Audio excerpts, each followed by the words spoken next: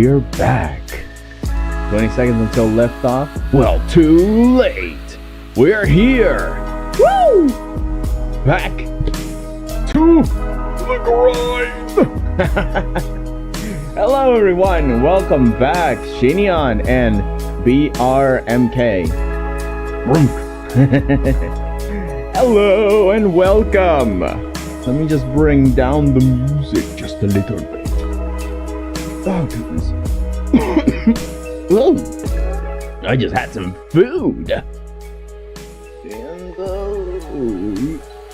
there we go.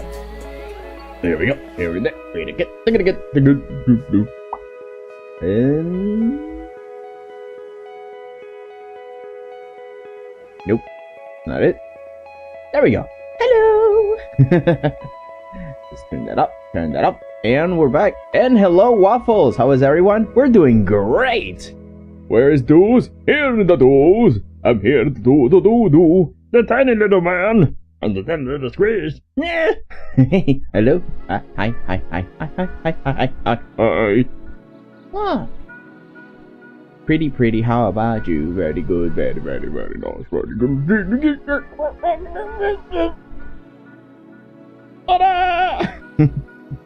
Oh, let's turn the chat on so people can see. Write some anything. It should appear. Where are you, chat? Why?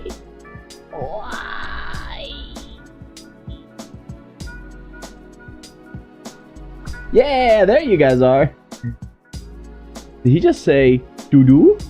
Laughs in 3-year-old humor. Yes, I did. What a coinkydink, am I right? Alright, where is my pen? Here it is. And I had reserved in the corner. Actually, how much battery does this thing have? Because I have my headphones, the other ones. How much energy do you have? Hopefully plenty. Oh, don't tell me you turned off because you have no power. Oh, yeah, it's got nothing. Alright, so I'm just gonna leave it charging while we work. Just gonna connect it here. One of my headphones got messed up. I don't know why. Like, it doesn't turn on anymore. And it's the ones that I used to go to sleep with. Because I normally put on headphones and I start just listening to music or podcasts or something just to help me sleep. But yeah, they got messed up. Really sad. I can't even.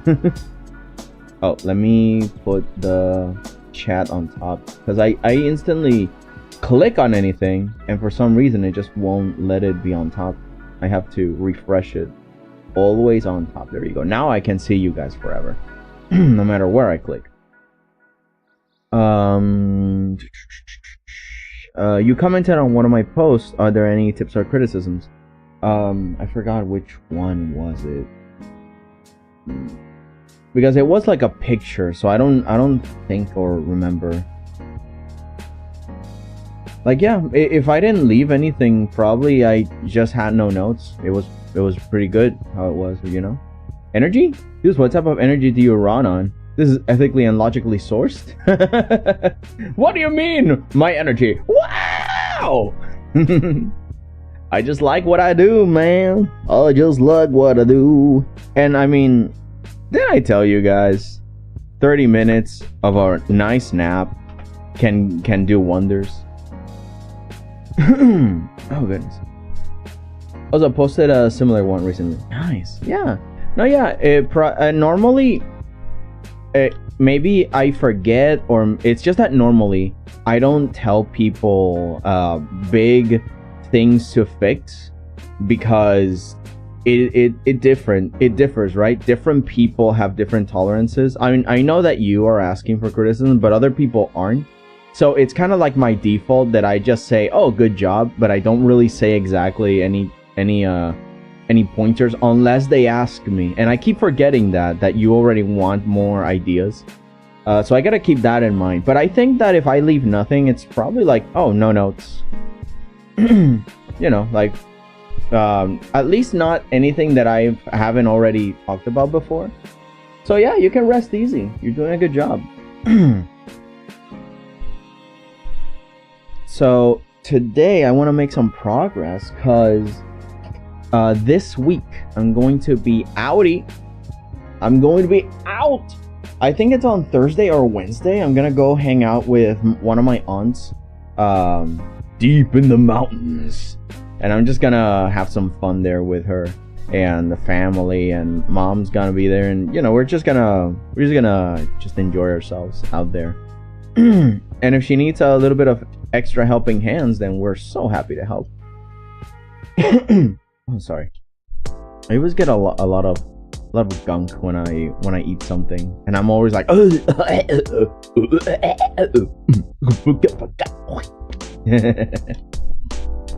So last time I messed around, and because I want to make like these giant Goliath things, robotic things are also like built-in temples.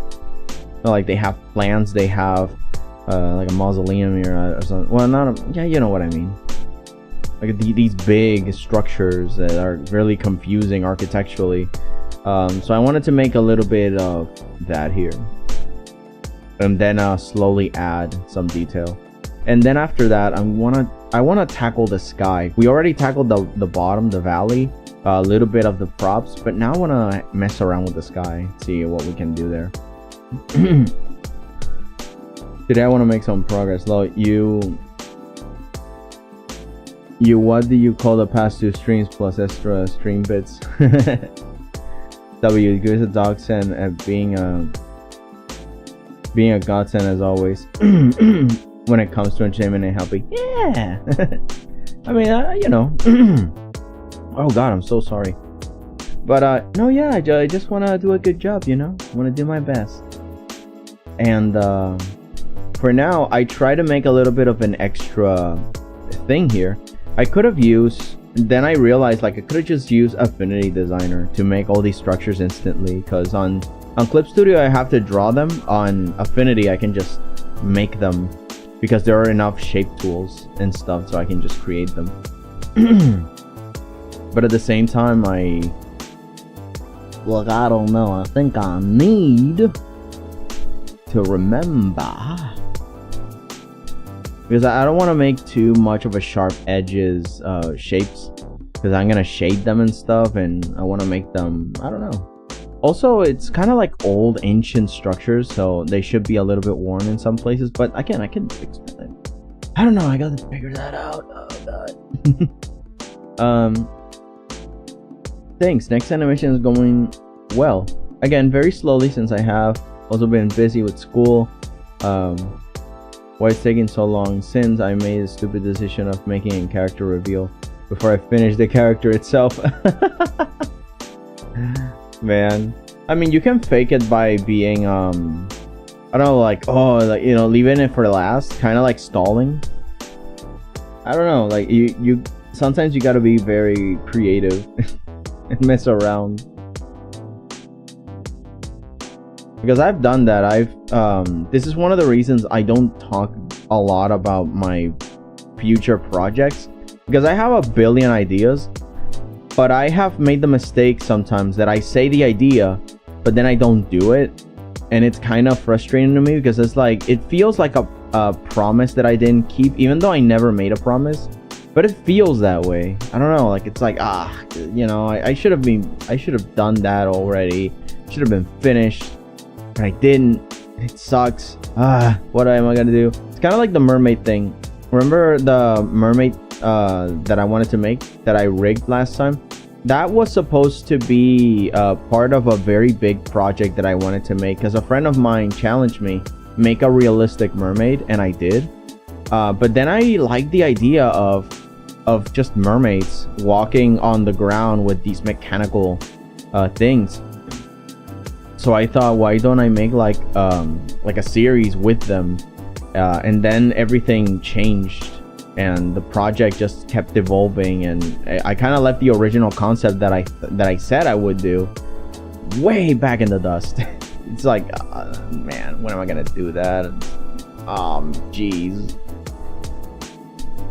Although I suppose that it's just a project evolving, you know. So the original idea might have been abandoned, but I'm still kind of doing the idea in a different way. Of course, I think I already have the realistic looking mermaid finished. It's just that the video that I wanted to make to reveal that is kind of slowed down to a crawl into a non-existent state. So I guess I have the art. I can just post the art and forget about it, but I don't know.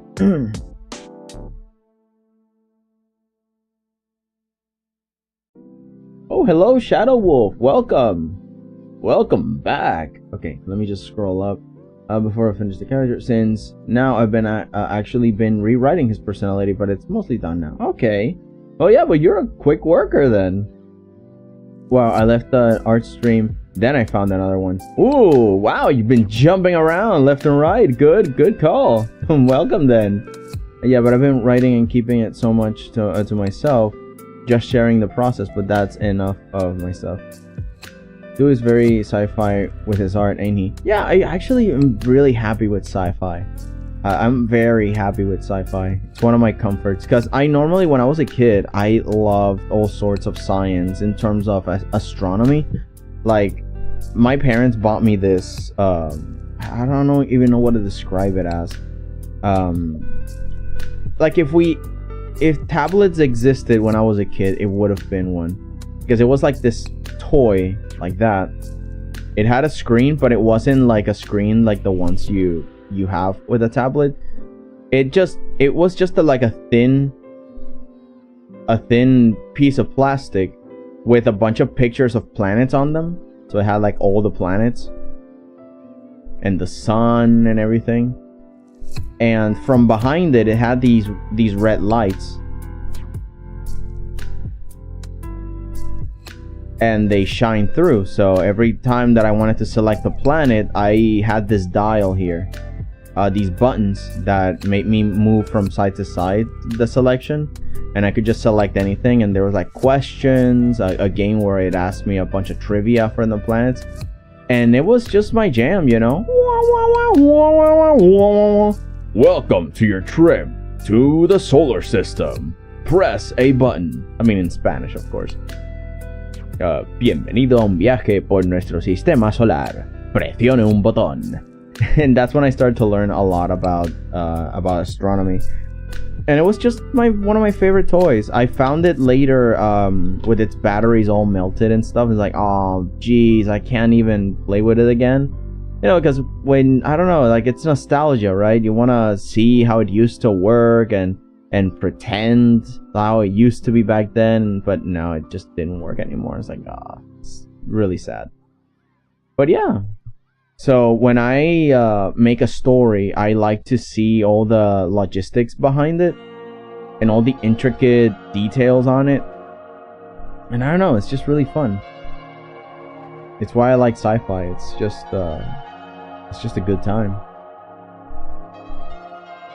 Oh, excuse me. Hang on. It's better than wanting to make a game and having everything to make a game and a name called I can read. I swear I can read.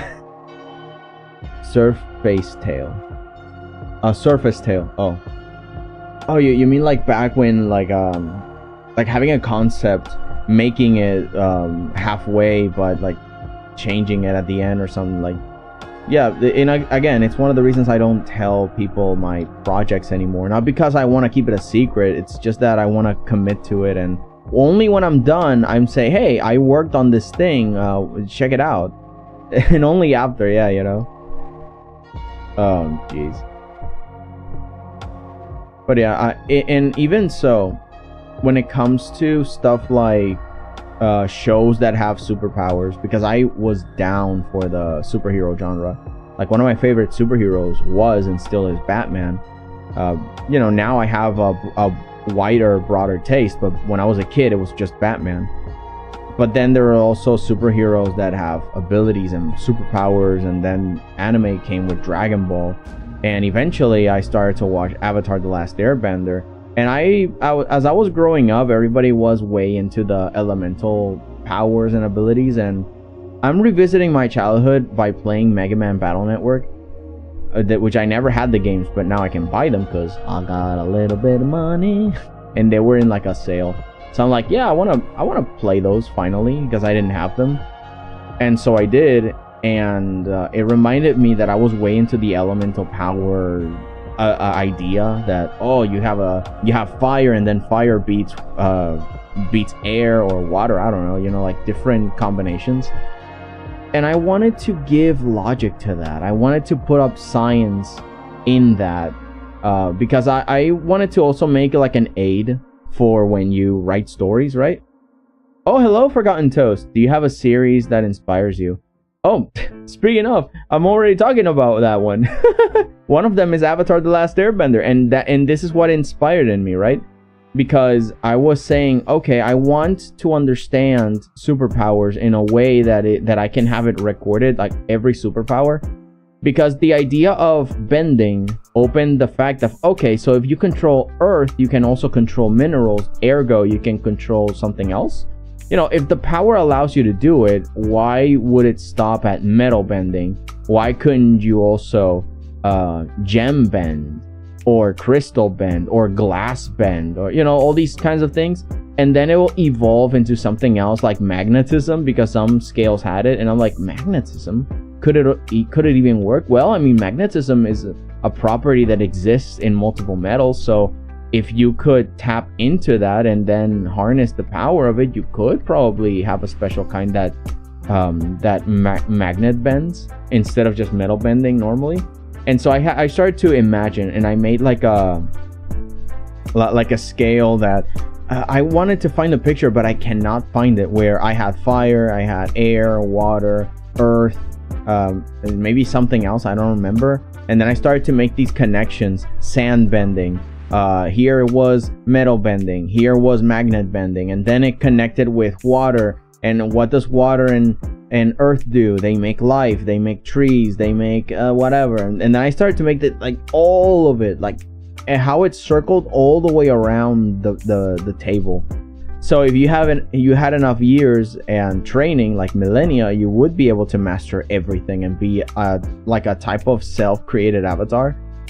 But I mean, of course, the idea was mostly to balance things out and see the possibilities that you had because of your neighboring abilities.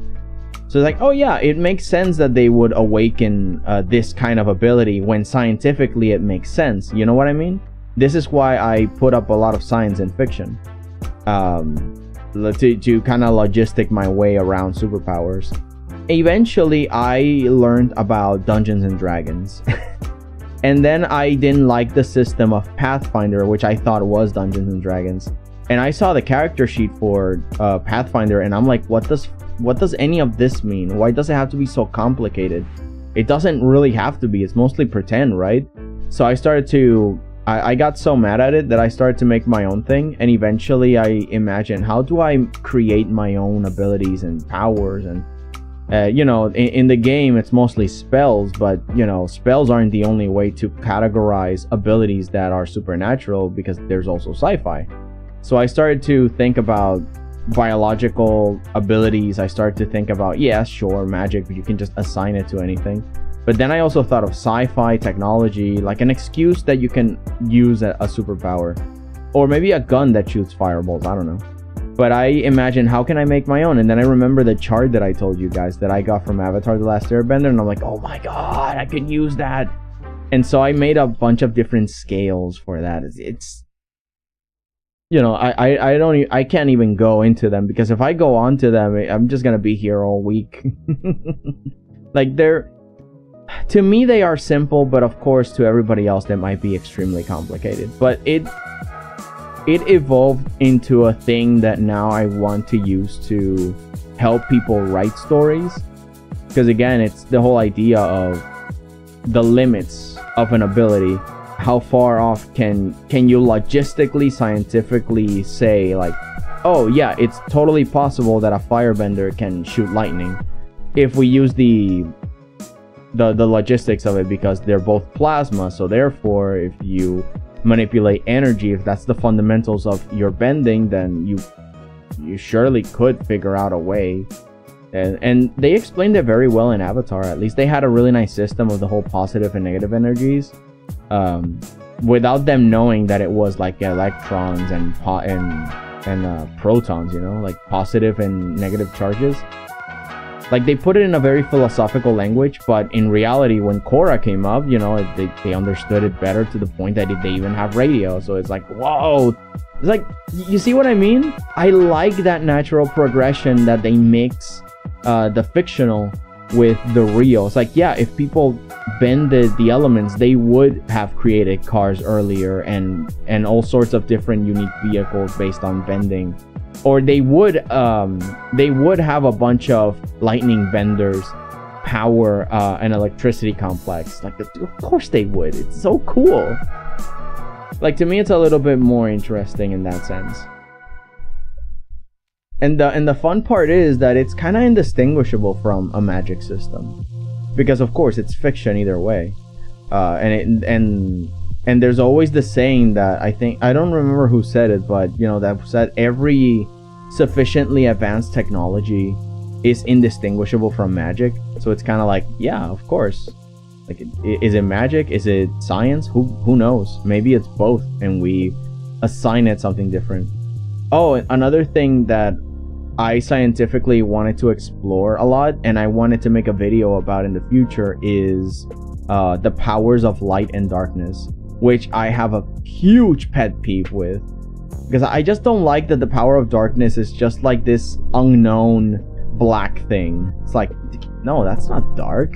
I mean, you can have different types of darkness. You can have a physical darkness that is like it's like an unknown ability or power that is you know, immeasurable, because you can't really measure it. You don't know what it's made of. You don't know how it will behave. Therefore, you call it a forbidden power source. And not necessarily evil. It's just that it just is, and you don't understand it. Kind of like in real life, dark matter and dark energy. These are concepts in physics, but the dark of it, it's not that it's got some malice to it. No, it's just that it means we don't understand it. It's a huge question mark. That's why it's dark. It won't let us see through its secrets, and we're still trying to measure it, you see? And so that's one way to see the darkness, versus light-based abilities, which would be known and controllable, versus the ones that aren't. But if now we're adding morality to the powers, then we're saying like, oh, is the power sentient? Because now we're talking morality, right? And who decides what moral is? Are there gods in this realm, or is it like, does the power have like a biased idea system? Is it alive? Is it not? You see, and then you can make rules around it, because if the power is alive, who was it? Where did it come from? And then you can make lore out of it. And all these questions are really fun to think about, at least in your world, you know? Let's see. I was born in the 2000s, but in my childhood, 6 to 7, I grew up with lots of mid-early 2000s technology and toys, which I made my own style with it. A strange, dark, late 2000s weird core thing. Oh, cool. Man, I still remember all the toys that I had and all the stories that I did, because, you know, I made my own imaginary friends, and I started to write stories around kindergarten. And then I started to make like my first mini comics at 3rd grade, inspired by like Sonic and X-Men and Spider-Man over all things. The Spider-Man movies with Tobey Maguire. I was a little baby back then, and like it's just so cool. And of course, I used all the toys that I had around to make scenarios and you know, put a bunch of superhero characters fighting and using Kamehameha Blast, because again, Dragon Ball was really popular back then. I didn't watch it, but you know, I knew of it, and everybody wanted to do a Kamehameha wave. Can see that Avatar is so good in its storytelling.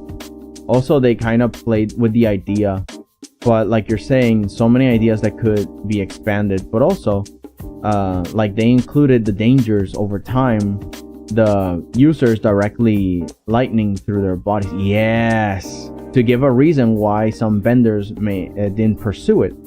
It would make sense for the darkness to change its powers to do weird or to make more complex. Yeah. Okay, two different things. Let's go for the first one. Yeah, exactly. The Avatar series expanded extremely well, in my opinion, with their powers, but also making them limited.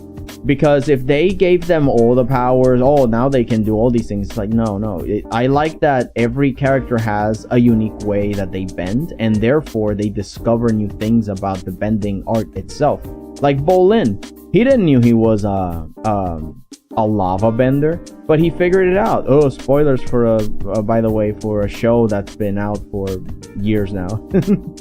But yeah, he discovered he could lava bend. And it was so cool. It was a character moment. It belongs to him. Everybody else has like metal bending and stuff, and it's at some point it just doesn't become that special because it's so prevalent now. But now we have lava bender. It's like, yo, now what are you gonna do with that? And again, technology might arise again if they keep doing Korra comics and stuff. Like eventually they are probably going to make stories around, oh yeah, lava benders and stuff making thermal vents, and now you have gas power energy for free. You don't need lightning benders to kind of shoot around all the time for days, unless that's better, in which case there could be like a fight between the labor force. There's so many cool ideas you can have. It's just amazing. It inspires me. All of this inspires. You see why I like science fiction more than anything? You ask a bunch of realistic questions and you get to know about your reality too. I mean, of course, fantasy is not bad. I like fantasy. But when I go around the science realm, like the fakey science kind of course, like I started asking a lot of humane questions, like how do these people live with this power? I think there was an interview with like a bunch of game masters, and they were kind of mocking around with Harry Potter, like how did they have the world's slowest bird deliver mail? Brandy Mulligan saying all these things with Matt Mercer, and it was so funny because they used the world's slowest bird to deliver mail in a world where teleporting exists, especially within the grounds of the world they exist, the school. Like they cannot teleport anywhere else, but they can teleport within the areas of the school. So why would carrier pigeons and birds exist? So the logistics do make sense there. Of course, there are stuff that don't make sense in science fiction too, like in Star Wars there's a lot of plot holes. But I argue that that there are stories that really don't care much about the lore, and the lore is just an excuse for the plot to happen, versus stories that do require that the lore stays consistent all the time without fail, and you make all these intricate lists of things that should and should not happen with the powers, how to use them and stuff, as if you were going to use them, which is good. I really like that. But sometimes the story really doesn't need it, and Star Wars knew that. They're kind of the whole thing with the Force, it's kind of like, yeah, sure, it's there, but the important part of it all is to represent the struggle between Luke and his father, at least in the beginning, and to represent the light and the dark conflicts and how do they balance within a person. Like, it's mostly a metaphor, and to take it too literal and serious would be a disservice to what the story is trying to do. And that includes also writing a Star Wars story. You should not take it that seriously with the systems, in more so than how do the powers actually help the plot move along. And I kind of discovered this, what was it? Because I do remember that I was thinking about the Force. Oh right, because the new movies with Rey, look, I didn't really like them all that much, but at least in the first movie with Rey, I was like, okay, she looks cool, the actress is fun. I didn't quite like most of the story, but the point is that I liked that they were introducing new Force powers based on the union of Kylo and Rey. And I don't mean shipping, I don't freaking... get out of here. I'm not talking about the shipping. But I am talking about the idea of, you know, people talking in theories about the gray Jedi and how there is no light or dark. There is just the Force, you know, the will of the Force. That's it. And I like that because of that, when they were united, it revealed the truth of that. It revealed that the Force is the Force, and you can just forget about your petty Sith and Jedi squabbles, because the Jedi have done some bad things, and then the Sith obviously have done terrible things, but the Jedi were onto something. And one of the ideas is just to let go, but also the Sith were onto something, that you have to protect the things you love, blah blah, just not the way they are doing it.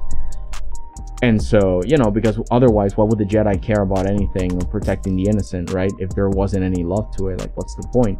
So I feel that both philosophies have good intentions and good things that they can join. It's just that you need to join them. So when Kylo and Rey started to join forces a little bit more and discover that, it's like, yo, are we going to have some gray Jedi shenanigans? But no, they had to go back to square one. Kylo got mad again. It's like such a missed opportunity. What a waste.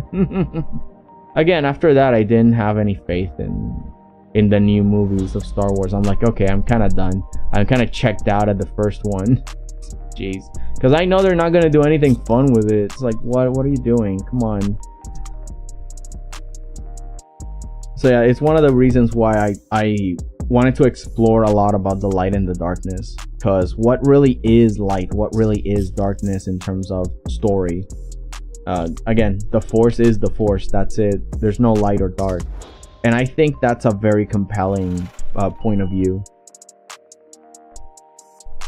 It still goes against the idea that George Lucas has, I think, because it's kind of like a mixture of Eastern, it's mainly an Eastern philosophy, and to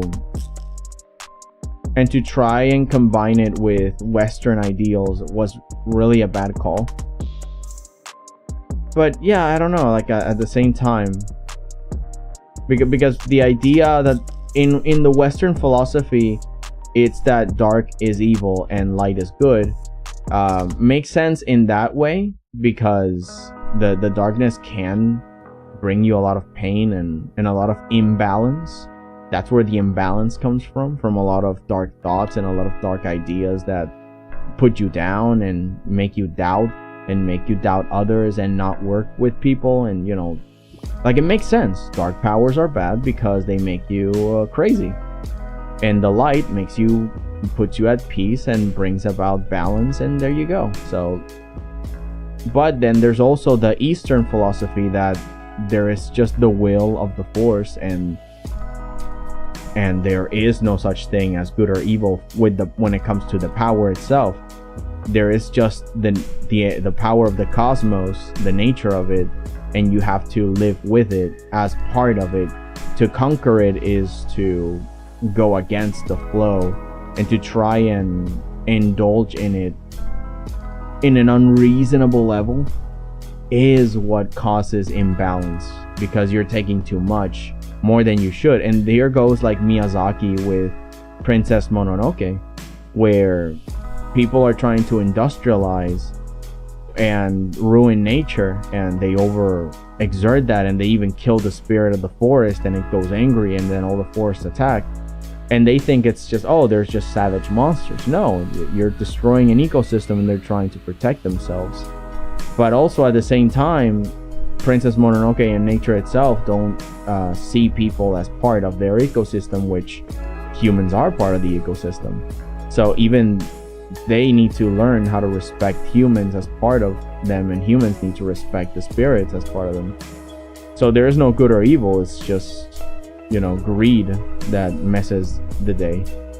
So you see, there's like those two different philosophies for light and darkness, and I wanted to explore them. I don't know when or where, but it just sounds really fun.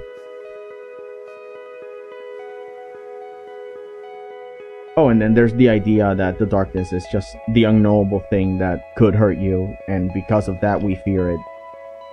But it doesn't need to be evil. The power is just the power. With just the idea of morals and different from people, so darkness powers would be different. Instead of how a lot of stories use dark as a spooky thing that exists. Yeah, exactly. And you know, that's the thing that I don't like. When the dark power is like, oh, and then there's this dark power, and I'm like, oh, yeah, what's the nature of the dark power? What are we doing? What are we dealing with? Because that way I can follow the logic of it, right? If a hero does a thing, I can kind of make, oh, because this mixed with this equals that. Oh my god, the hero is so clever. You know, I don't need the story to tell me that the hero is super smart. I can just see it by what they decide to do next, because of the logic of the world and the way they are learning.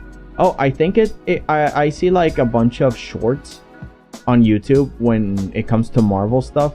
Like, why does Captain America not wear his helmet in Age of Ultron? And then we see like a scene where Captain America lands on one of the vehicles, and he sees on the wall a picture of him drawn called fascist, and then he figures, like, in silence, no one tells you this, but in silence you can see his face, and sees it like, oh, probably they won't like me here, so I'm just gonna, and then he tosses the helmet away and keeps going. No one ever said that in the movie. No one ever talked about it. No one even mentioned it again. But it's one of those silent things that make you go like, oh my god, he was actually very smart, and I didn't notice. And it helps you rewatch the movie in a new light. It's one of the reasons why Tarantino's philosophy on story is just really good. Like, you watch your own movie. Everybody watches their own movie, and I don't make things official, as in, for example, if you guys saw Pulp Fiction, Tarantino will never tell you what's inside the briefcase, because that's something you have to tell yourself. You got to figure out by yourself what's in the briefcase. And it's not to say that there's anything specific, but it helps you make your own headcanon. Therefore, the movie you watch is your movie, nobody else's. And then you can rewatch the movie and enjoy it again and again, and even talk about it with friends. And then the movie is part of the zeitgeist in your daily life, and it's just great, you know? And I think that's extremely clever. Like, I really respect Tarantino on that specifically. Also, hello again, Brunk. The whole light versus dark lose out on the gray areas, which could make interesting for storytelling.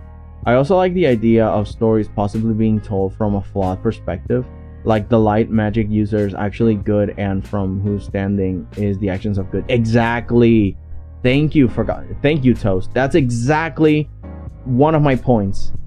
Obviously, depending on the story. Of course, it really depends on the story. But yeah, exactly. What if the light is just misinformed?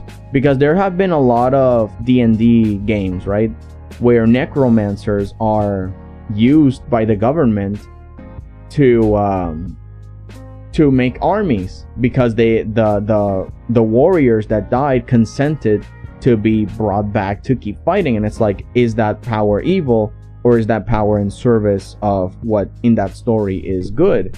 So it's like, you know, where is it? But in other stories, of course, it's a violation. It's like, no, you cannot do that because the beloved people and stuff, and it's not, or it's not part of the powers of. So it's like, you know, like, where is the line? Where's the clear line of evil versus dark, depending on your world, of course. But yeah, that's pretty much what I figured. Like, how do you define it morally or scientifically? Is it out of fear, or is it out of respect for like a bigger deity, or just morality itself? Is the power evil, or is it just scary and unknown? That still needs a lot of work. Or maybe it's a dark power and a taboo because it works too well. That can also be a possibility. It works too well, and it can hurt you because of it. I think that makes it a lot scarier. Like, yeah, it works for a price. For a big price. and not many would be willing to pay that, and it's scary. So you see, this is the kind of stuff that intrigues me. And I don't need everything explained. I just need the narrative logic behind it, you know? Like, why do characters do X, Y, and Z, and is it logical? Is it reasonable? And it's cool if it's not reasonable, because characters are allowed to be flawed and make a lot of mistakes. In fact, that's what makes really good storytelling, when there's a lot for them to understand and learn. And that's where the hero's journey also comes from, when the young heroes or the inexperienced have to go through and figure things out for themselves, going about in the world that is hostile and scary and unknowable, but they have the energy and the lack of experience to just try about anything, which is both good and bad, but it makes for a really good story.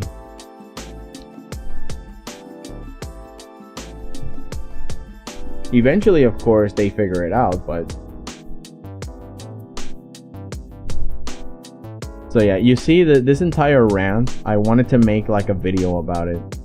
Mostly not in a ranty form, but more in a, how can you make any dark power more interesting and light power more interesting? If your system includes those two as elements in your world, don't fall down the pits of making the darkness this black thing that is scary.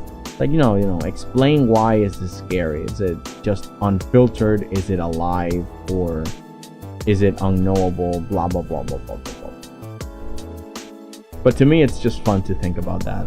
It's crazy. You know, in a way, I think this is one of the reasons why the Legend of Korra kind of failed for a lot of people, because the philosophies were very different too.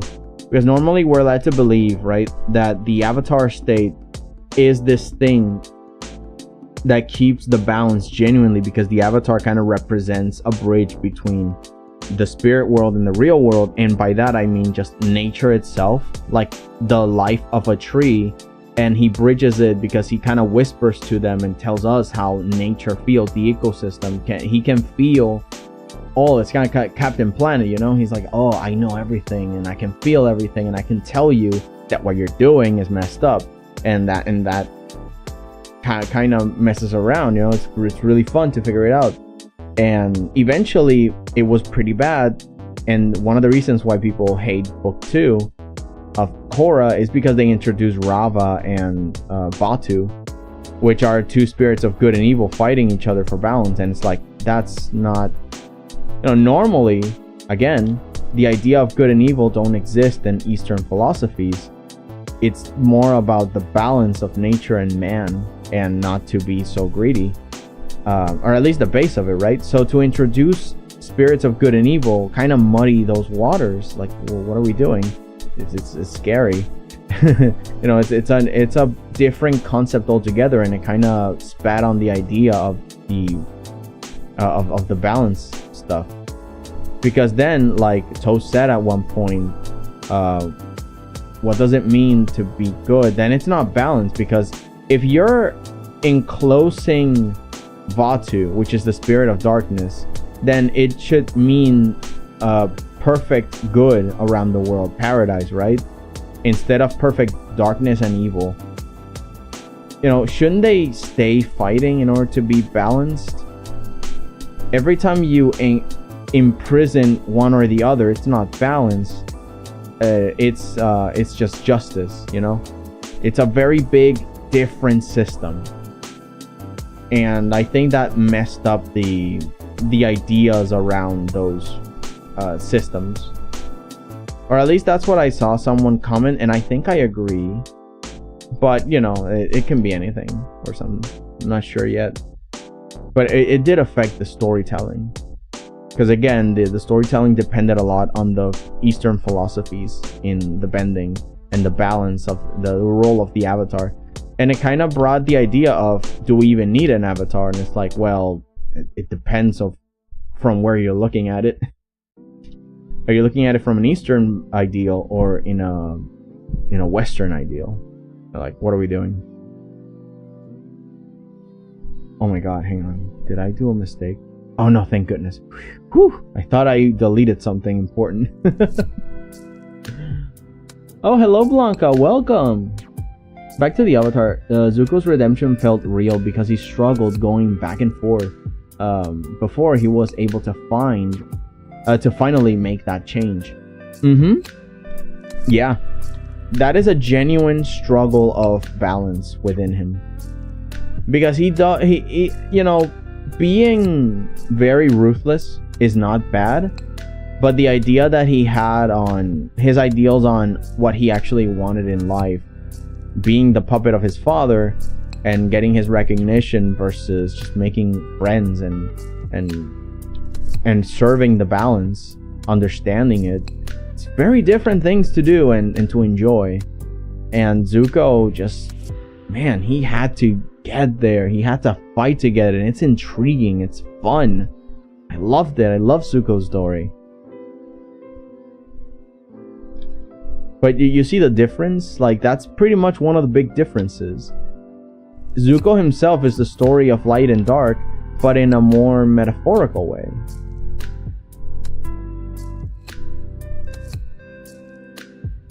And so, and it translated to his powers too. His bending was just gone once he stopped chasing the avatar.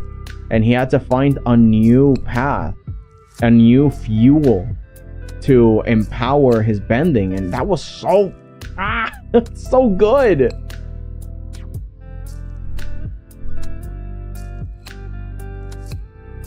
Let me see. This is very interesting. One in a story that I started a year ago. There's this black evil frog, but I never figure out the question why. An evil frog. I mean, yeah, that's the thing. When it comes to morality, it can just be one bad day, kind of like the Joker, right?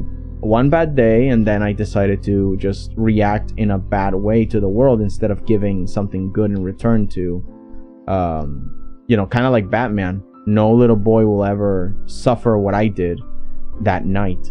And so I now crusade the streets forever in search for revenge or the avoidance of crime, blah blah blah. But instead, you know, a villain reacts negatively. So I suppose if it's just an evil frog, then it's just an evil frog. But if you have an idea where the powers are a big metaphor for his attitude, then you can take all these ideas into consideration, because that's, you know, that's the whole point. The powers of light and darkness are by most at most a metaphor, and in another sense, in a more literal sense, they're just or at least they should be more, oh, powers that are unknowable, or powers that the authority disagrees with, that are taboo for whatever reason.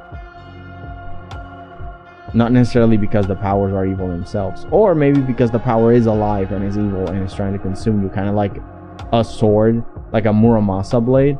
Apparently, I didn't know this, a friend was telling me about it.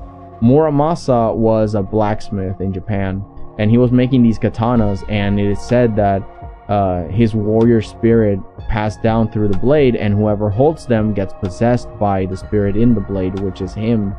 And you cannot put it back in without killing something.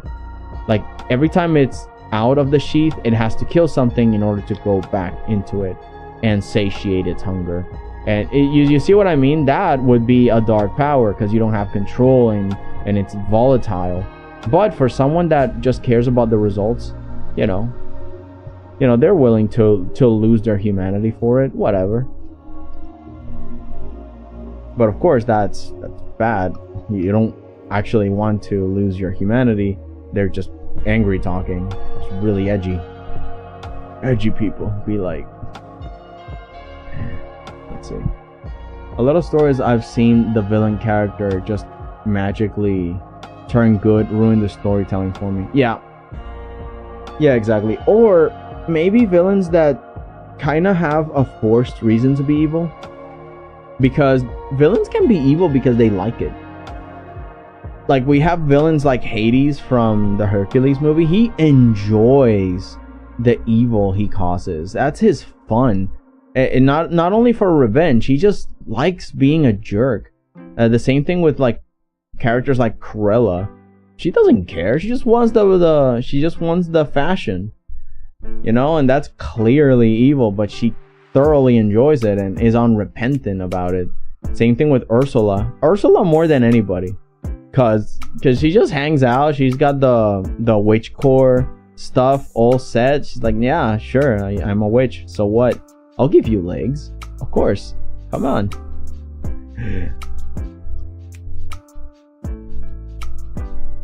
But I think because some people think that they need a reason for the villain to be evil, they kind of force, like you said, they force the role onto them, and just as easily they can be abandoned because it wasn't that deep in the first place. So it's like, yeah, I get it. It's messed up.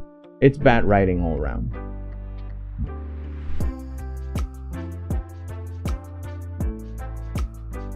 And not have to relearn the reality to be brainwashing or being unaware and learning why those ideals are bad. Exactly. You know, like they have to figure it out at some point, or it's you know, although mind control is kind of weak for me because you can literally easily just snap them out of the mind control, and it's not a bad plot idea.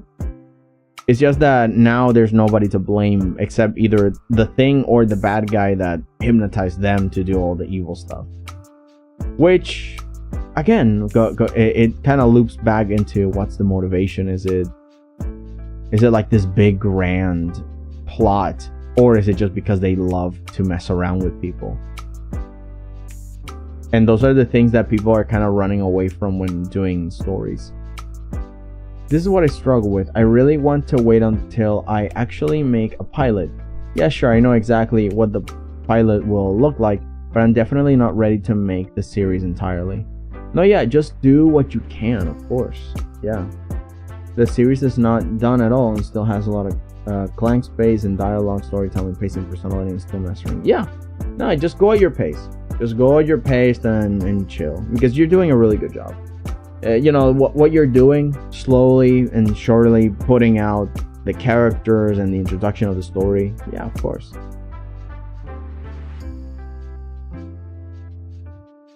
I got a Sun, Current, Lunator.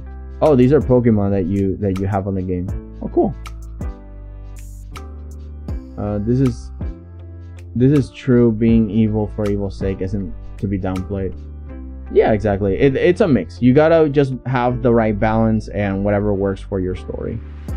I gotta make my villain not have control of themselves because of the gods controlling them until the half of the game. The new villain love being evil. It reminds me of Venom from the third movie. It's like the guy was like, you can fight this, Eddie. And it's like, that's just the thing. I love being bad, or something like that. And it's like, you know, it was kind of cringe the way he said it, but you know, it's a valid idea that the villain wants to be evil. Mind control works, but then you cannot put accountability on the characters. Kind of like Captain America with Bucky, right? Bucky was brainwashed by the Russian government to be like this super assassin sleeper agent for Hydra, or something, I don't remember. And he killed Tony's parents. I was about to say Tony Hawk, Jesus. Tony Stark's parents. And it made a wedge between him and Captain America, because like, hey, Tony, he was mind control. It's like, I don't care. Bah, bah, bah, bah, bah, bah. Yeah, it does bring it would bring friendships to die, but at the same time, it's like, oh yeah, they're technically not a villain. The villains are like the ones who made that happen. So yeah, like when I'm on the topic of villains, I mean the villains.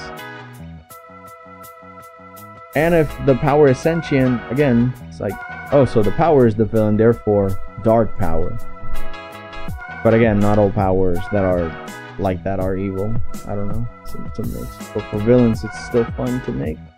Either way. I see hypnotism and brainwashing are different things. Yeah. Yeah, because I think, if I'm not mistaken, brainwashing is like when you gaslight someone to the point that they just change their entire worldview. Kind of like a cult, right? Like you have this idea that you force people not to think about. Well, you force an idea on a person with a lot of torture and a lot of conditioning and social engineering, to the point that the person does not have a unique thought in their bones, and they kind of go with the flow with whatever you say because you are this amazing person, not because it makes sense. And they lose their sense of self, and it's like very scary. It's like, yeah, brainwashing is one thing. Hypnotizing or mind control is just taking control, puppetry. You're not messing around with their mind, you're just messing around with their control. And it can come in multiple ways, because we're talking sci-fi and fantasy, so it doesn't really matter how it happens. The point is that the person is not in control, versus the one where the person is in control but persuaded in such a way that now they don't have agency that belongs to them, if that makes sense. Like the agency is for the benefit of the cult leader and not, or the conditioner. It doesn't have to be a cult, and it can just be like an evil overlord, and that they're forced to serve or conditioned to serve. Kind of like you guys, well, you guys are very young. I don't know if you guys have studied. God, this is like very getting into, you guys know Animal Farm? I know you don't, but I'm just curious. Animal Farm, Orwell, no? Anybody? Oh, hello, Lum, welcome in. Warhammer 40k-esque fantasy, big golems, robots, machines built as place of faith and prayer because they work by faith. I mean, you can work by faith, I believe, because there's a big difference between a cult and factually believing something that's real. Because there is such a thing as science and just facts, and then there's the thing as believing something because someone else told you to believe it and you don't care to analyze the facts of it. So let's say that there are a pantheon of gods in the story, that would, I don't know, like at some point it would just become reality, right? Less religion, more real. Oh, you render service to these gods because they exist, and it makes sense, right? Because they're real. Unlike in a situation where they're not, and the universe is just empty and dead, and therefore, superstitions, cryptids. And so, one of them is obedience, the other one is just cult behavior, mind control and stuff. Yeah, Animal Farm. So, I don't know if it was Animal Farm or something, but they were talking about, sorry, not Animal Farm, 1984. You guys know 1984? It's this fictional story where I think it was that the Soviets won or something, and they have like multiple, or it was just a government, a nondescript government that controlled the language and controlled the narrative of everything that was going on, to the point that there was no original thought. There was even thought crime. Like if you thought of something that was against the ideals of the government, you would be arrested and disciplined. So it's like you cannot even think about certain things, and the language was limited, so they became stupid or became disabled in a certain way, to the point that the people would not be able to do an uprising and such. So this entire narrative of conditioning you to think a certain way by privating you of factual information, and then disguising the ministries as the opposite of what they are. For example, the ministry of love was basically a militant war creating section where they just bombarded places, and that to them was an act of love, or at least that's how they phrased it to the layman, so the layman would agree with their thing. So they kind of sugarcoated it and narrated it. The other one was the Ministry of, what was it, Ministry of Information or something, Ministry of News. But ironically, they just manufactured the news. They never created anything that was factual there, so people were misinformed left and right in every single way. So I think that's kind of what brainwashing is all about. At least when you're talking about stories, that's what it means. Just convincing someone to not think and to render all their assets to them. You know, all your base are belong to us. That's really scary. Although Animal Farm is different. But yeah, 1984 is closer. But back to Warhammer. I do believe that the Emperor's dead, right? The Emperor they serve, there's like a big Emperor, there's like a bunch of... Hang on, there's like the big Emperor with the cyber eye, and he's like a skeleton in this throne and this big thing. And then he has like multiple sons, and all of these sons are like his commanding angels or something, and then they have factions under them, and they go around the galaxies and all other galactic territories, conquering them. And then there are other groups of interest that are messing around with them, like the orcs and the robot people, the Necrons, I think they're called, or something, I don't know.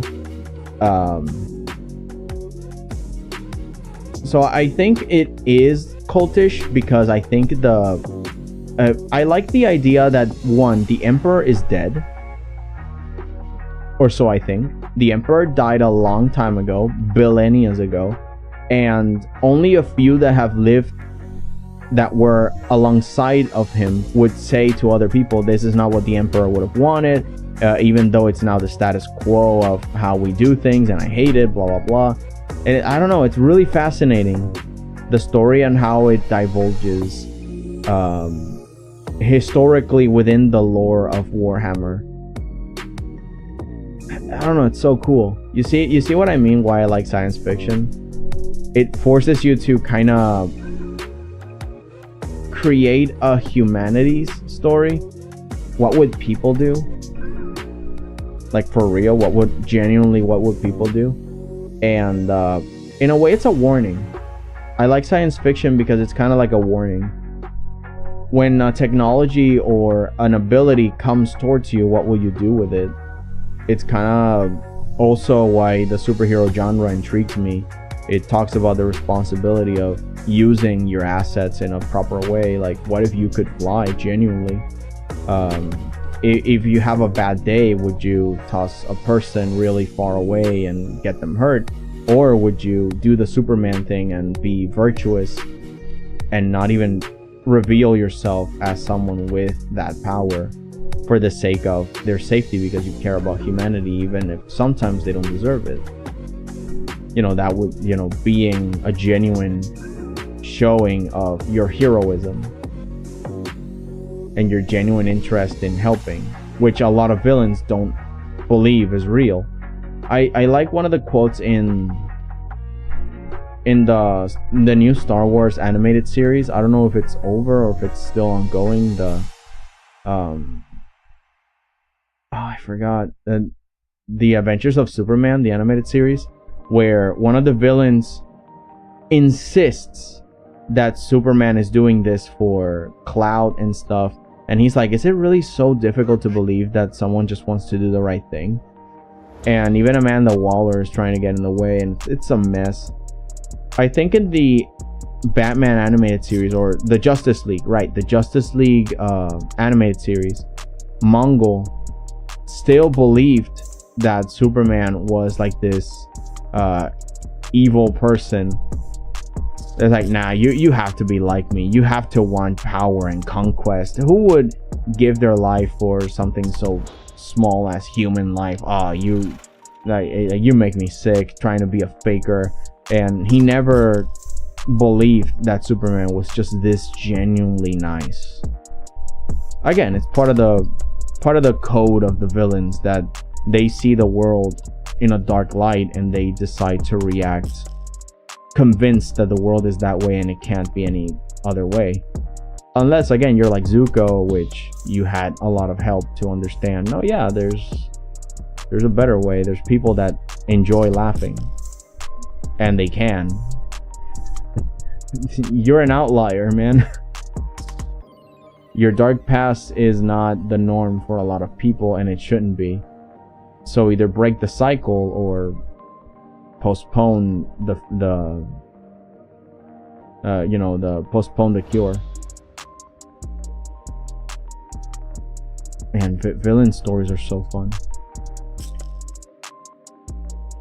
Shadow is a hero that snaps in the half of the game and starts killing. Oh man, I didn't see that.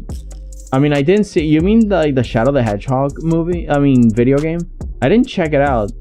Although I think there was a morality system, right? Those were really popular in those days where the game came out. Like, you can have powers when you went full evil, and you had powers for when you had full good. I'm kind of annoyed also that the power of light is seen as the baby inferior one, and they give you like these lame squishy powers, and it's kind of like, why? You could give me something more interesting. Like, it's kind of like saying, oh, the light is just this boring thing in the corner. You wouldn't want that. You want the one that shoots rockets and burns everything. It's like, I mean sure, good doesn't have like weapons of mass destruction that way, but at least don't give me something that's unusable or doesn't change the game into a more fun, interesting experience just because you think that the evil route is much more cooler. I don't know, some games do that and I get a little annoyed. It's like, come on. Also, dialogue. One very good tactic I've learned is to make a short skit. Write the character's personality and story, write them dialogue itself, keep changing it until it works. It works really well for me. If you want to write dialogue for anything, it's a good tactic, or well, in general. And remember the thing that I showed you guys that was like this diagram where you thought you designed emotions towards how one character sees the another and how this character sees the other? And that can also help, because if this person thinks that they are being found out by this person and they have fear, and this person has no idea and sees them as a best friend, then there could be a lot of misunderstandings or a lot of crossplay that can reveal information, and then it can change the dynamic interesting by the end of the scene, and then a beat happens. Like, finally this character realizes that this character has a problem, and now this guy has fear, and this guy looking at this guy went from fear to hostile, and now they have to silence them because they know too much, and now now this character has a different dynamic with this person, and the dialogue changes, right? Like that at least to me is fun to figure out. What would the character's reaction be if this happened? Or maybe the reaction is tame, like, oh, okay, and then the other character is like, wait, what? You're okay with this? Yeah. And then they talk about stuff. You know, like it makes really interesting into the character development moments. The surprise of it all. But yeah, in general, that's a really good way to write.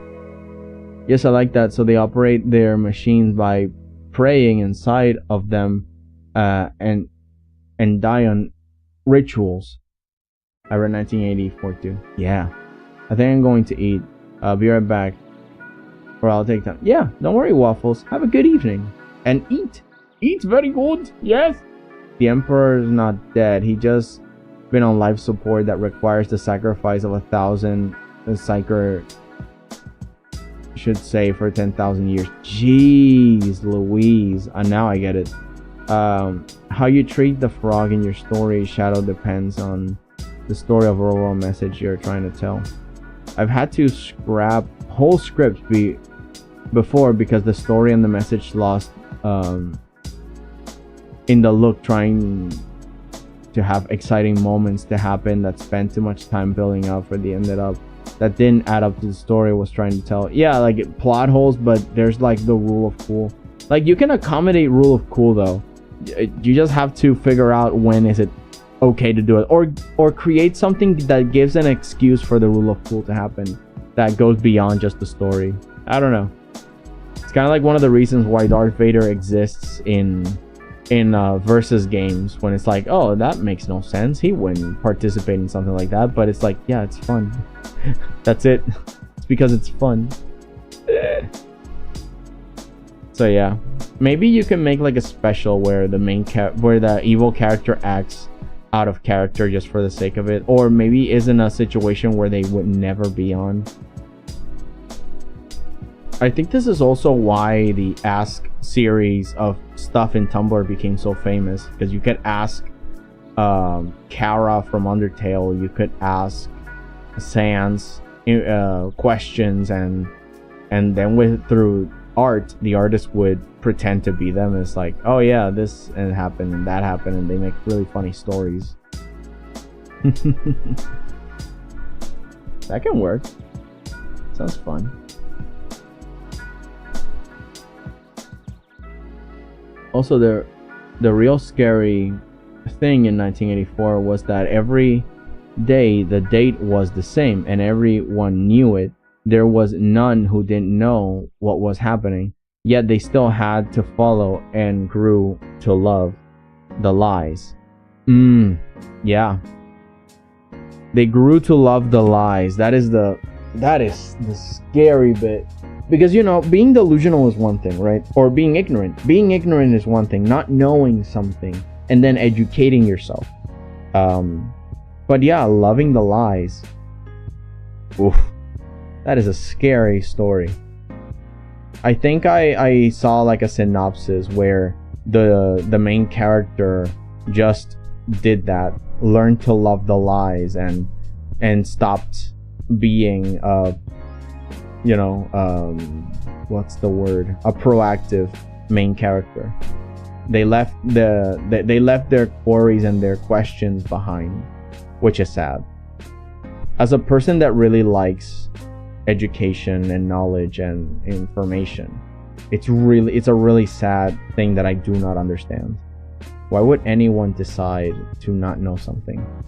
Unless it was an info hazard, in which case it's like, yeah, there's information I don't want to know, but deliberately being ignorant to the nature of reality. And part of the reason I do art is because I love to depict my reality, or the things that could be reality, or things beyond reality explanation.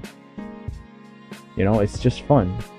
But you still need a control group, which is reality, and I don't know, I like to base the stories that I make on things that I know, and I've studied a lot. I like to know things. Information is one of my favorite things to have. So a story like that, where people enjoy the ignorance more than anything, is alien to me and genuinely terrifying. Also, hello, Learns. Welcome in. I'm eating fried kikiam and rice. Yo, nice. Welcome, welcome. Food!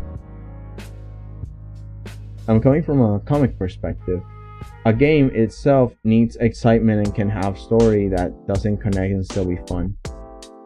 They mentioned wasn't sure of the nature of the Dark Frog they were making to blood. Yeah, okay, yeah, I agree with that.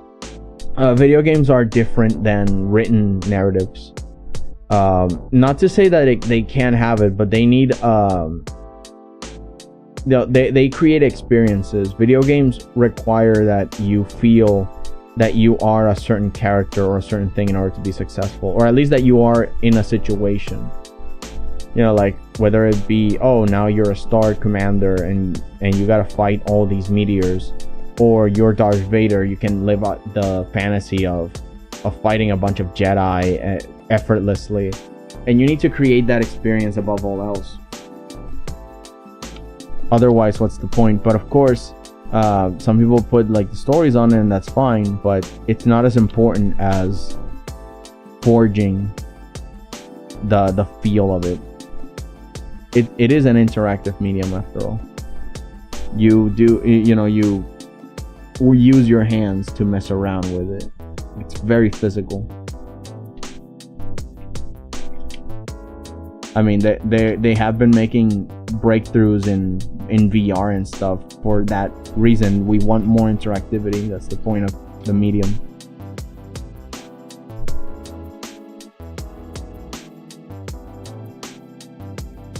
That's how many. Let me drink some water. Let me drink some water. Wow, I've been yapping for an hour and 45 minutes. That's impressive. But I love writing stories, man. Or at least, you know, the theories about writing stories. It's really entertaining. Just trying to give advice to help to maybe figure out maybe the nature of the fog, which could affect gameplay.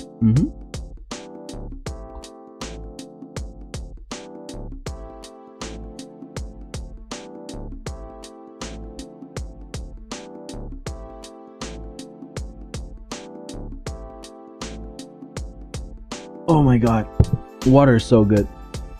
I love it. Whew, sorry, I had a sip. That's how I tackle a thing when I get stuck in story wise.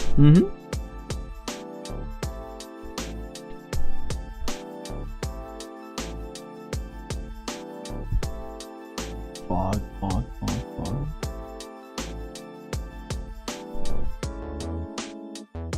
Just trying.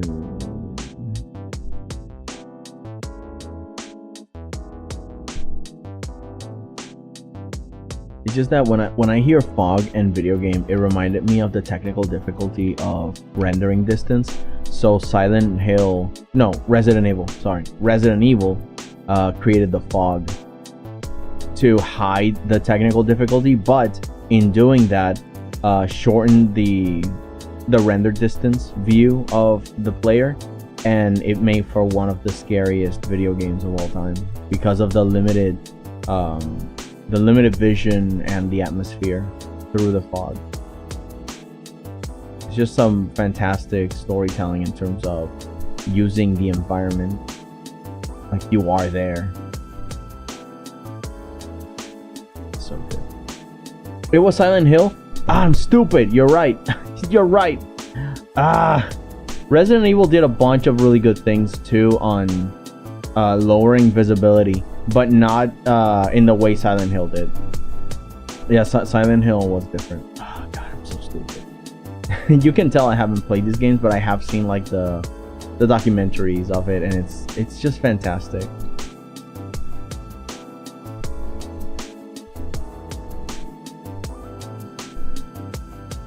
Oh, it's hot. Let me turn on the fan again.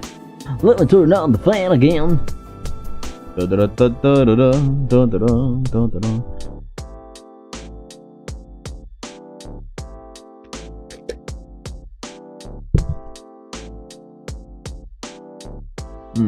Took a bite out of a pear. Really good.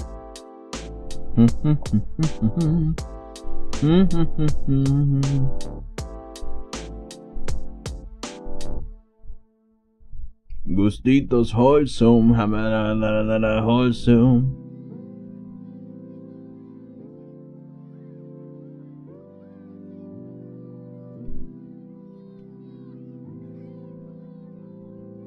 Yeah, exactly. It's just that I confused both of them. Rookie mistake, you know.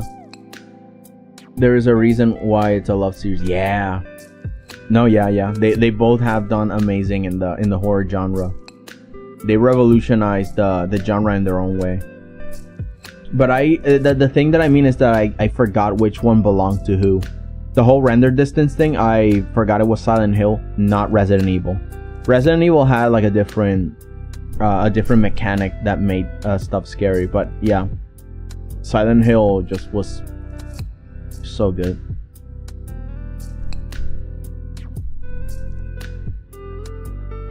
Man, the price with your with the details of your art is astounding. So pretty already. Thank you. I actually took some time to make this, and this was off stream that I started to make all these pillars and stuff. And I shouldn't fall into the trap of making all those tiny details as if anyone was going to look at them, because once this thing is printed, no one's gonna zoom in and notice if I do shadows and lights on this thing, unless it's digital, right? If people zoom in digitally, they will see the details, right?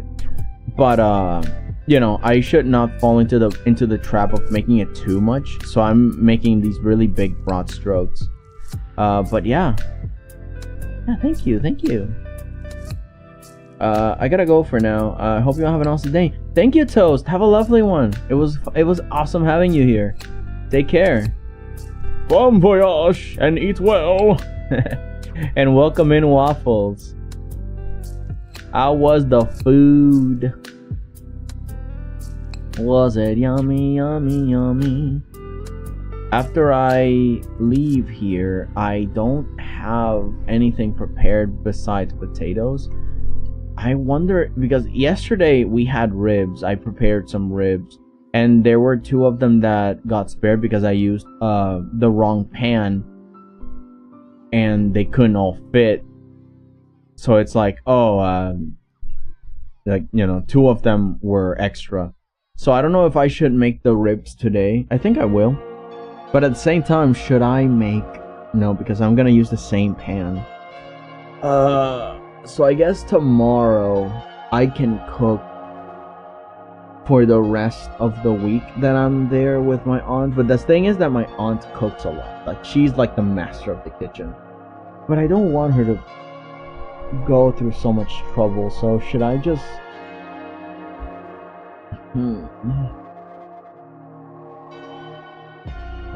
Like, I'm thinking about it, you know? I'm thinking about my plans after stream when it comes to the kitchen. Vega sugar crisp keeps me going strong.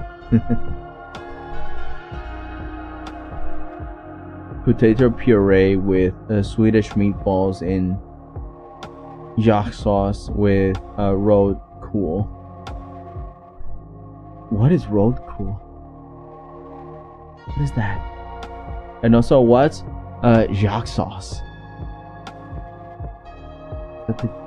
I mean, I suspect it's a sauce, but it might not be. Maybe I'm dumb. What is it? What is that? Intriguing. I normally would... I think I will... I have planned to eat it with oil, bacon bits, and onions and green pepper chopped up into little tiny cubes. So that way I have like this really nice salad. Oh no, wait! I prepared potato salad with apples and the peppers and the onion. So I have peppers, onion, chopped apples, and mayonnaise. Yeah, and that's how I do that, like my potato salad. It's really good. I honestly don't know the English terms. Oh man. Man, I think at some point people are gonna come in, right? They're gonna see me draw, and then they're going to see that there is like a list of food items that y'all are talking about, specifically Waffles, giving us ideas for the kitchen, like a whole ingredients list and procedures to make something yummy. So it's like, I came for the art, but I stayed for the recipes.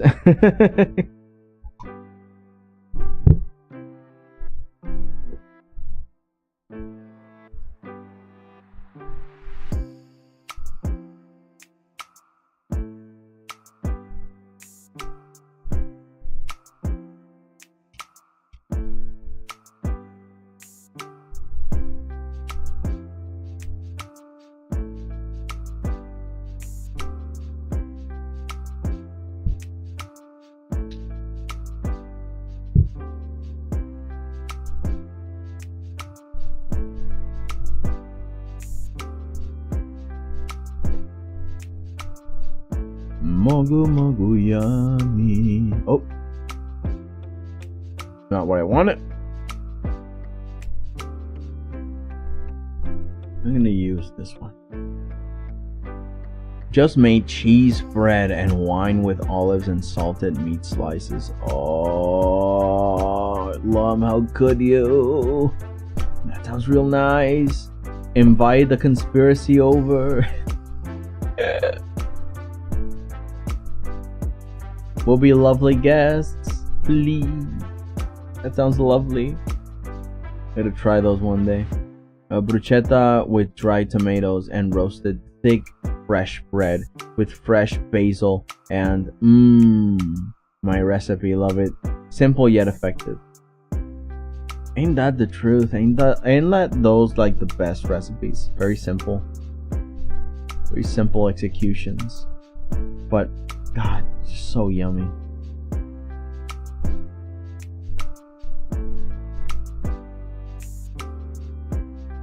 But without alcohol things. Oh, yeah, that's fair. Oh, that's yummy. Mine too. I don't well, I don't know, because cooking is very different, right? If you have a recipe that involves that, but it's mostly like to cut the fat or to do this or that. So that's why I'm like, oh, like it's interesting. I would try it. Also, hello Mikasa, welcome. There's a lot of food that I'm like, I would normally not eat this, but I am curious.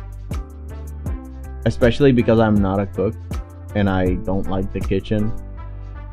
So, you know, I take the chef's word for it. It's like, oh, this is supposed to be yummy? Okay. I mean, there are things that I don't like, but even then I'm like, well, you're the boss, you know what food is.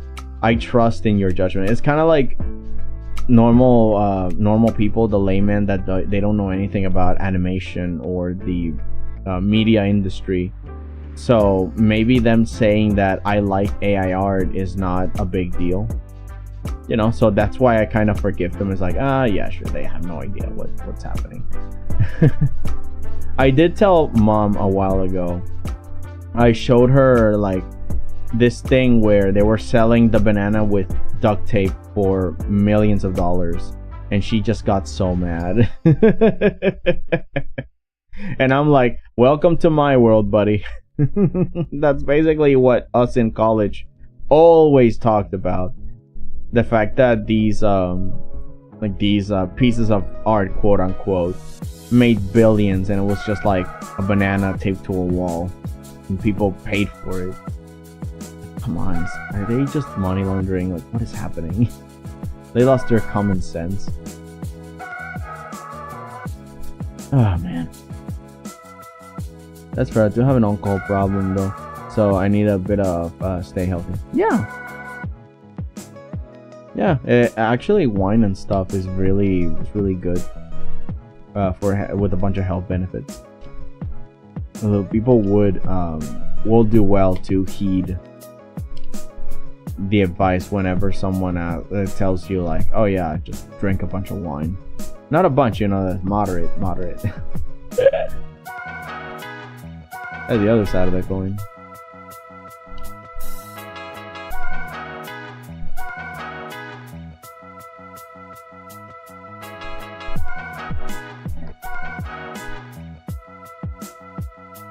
Problem is, everything is art no matter who made it or why. So it's very random what takes off. Like it's subjective is what is, I think, what's the best sentiment for it. It's extremely subjective, and depending on the person, the value will change. Because even if it's objectively good and it's valuable, there's people that just don't care, and that's also valid. It's a valid point of view. Welcome back, Blanca. Hey dudes, I've posted a new artwork, but moving up. But not many people saw it. I'm not sure if it looks good or too messy. After stream or whenever you can, is it okay? I'm pretty sure. Yeah. Again, I since I'm subscribed, I bought into the stuff you post every now and then. So yeah, I will give it a look. I do not recommend abusing alcohol, by the way. It's a horrible addiction. Yeah, I understand. No, yeah, addiction is a topic I've been thinking about for a while. because it has to do with the hijacking of your senses and on your ability to just stop doing things. But it affects mood, it affects this and that. It's like, I don't know, it's both fascinating and scary. And of course there's different types of addiction, so like a story about that would be very fun. Or at least, I don't know, it's just a very serious topic that is, I think a lot of more people should expose on the dangers of it or ways to cope. Like talking to someone about it, actually wanting to change if you want out of the addiction. Like, I don't know, there's just so much to talk about in that realm. Like, I don't want to get too serious though, so I'm just gonna skip it, but I do think about it a lot. Oh, these look nice. Oh, that looks cool.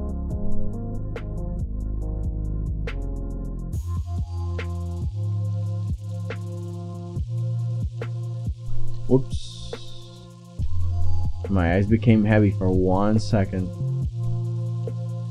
Oh my god, speaking of, do I have... Is my thing already charged?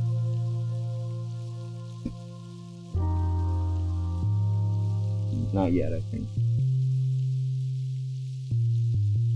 I'm gonna ask my brother if he wants to play. Oh yeah, go ahead. If you need info, you can talk to me. I got a lot of experience, good and bad.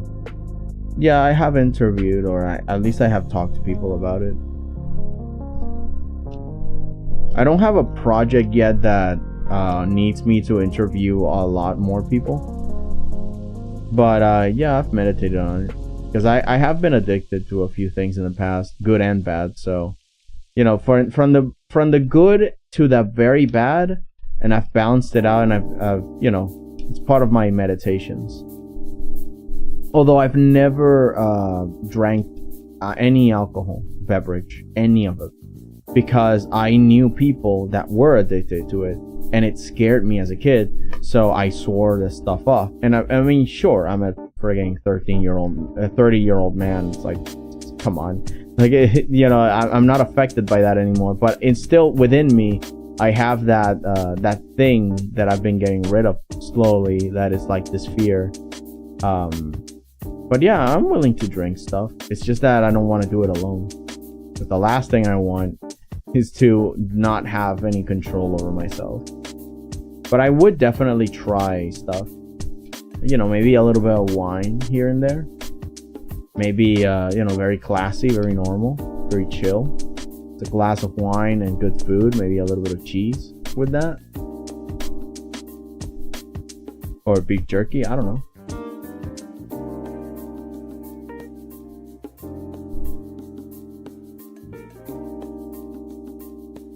It's weird. It's the only legal one, but almost the worst to deal with. I suppose it just depends on the business, right?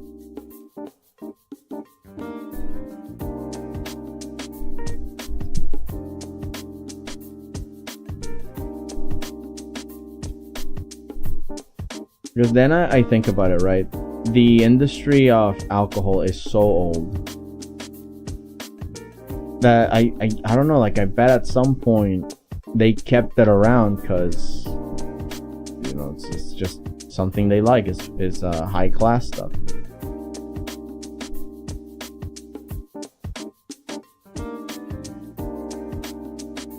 To turn it off now would be to lose a lot of customers, clientele, messing around with a bunch of systems. It's probably a mess.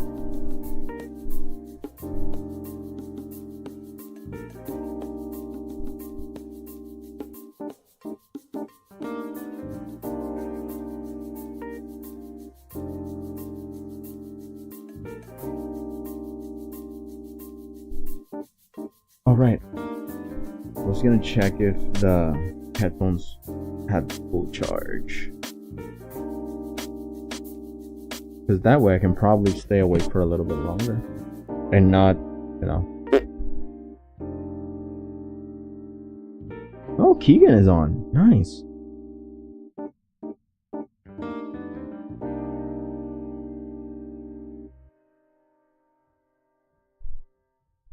Maybe later we can raid into his stream. Okay, let's see. It's at 100%, baby. Let's go!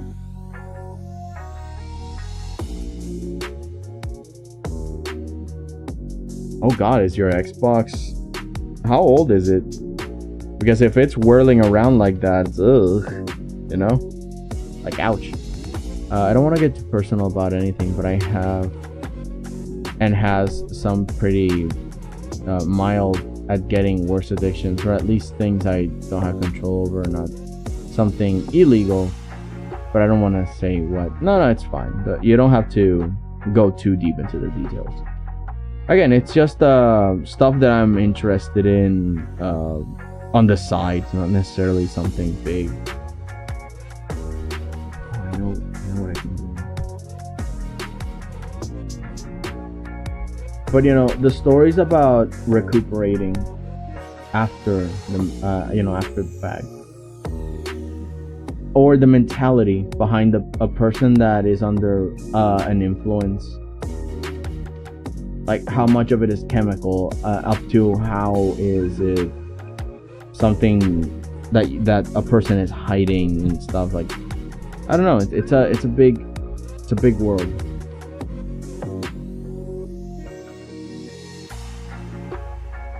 There's also substances that are illegal and stuff, and then I'm here like, well, yeah, it could be legal, but still kind of scary that some people can still get addicted to it. But then again, a lot of people get addicted to a lot of things. It really depends, doesn't it? It really depends on quantity and scale and the nature of what we're talking about. Oh, whoops! I sent me the wrong thing. You know? I'm a dummy.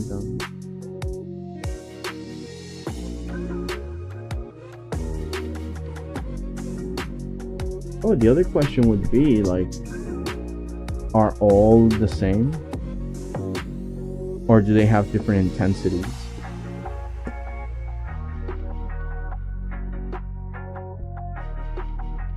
I don't know. Asking random questions, but you know, rhetorical. I'm not looking for answers right now. I'm looking for a music album. There we go. You guys have the soft stuff, and I got a little bit of the music that will keep me awake.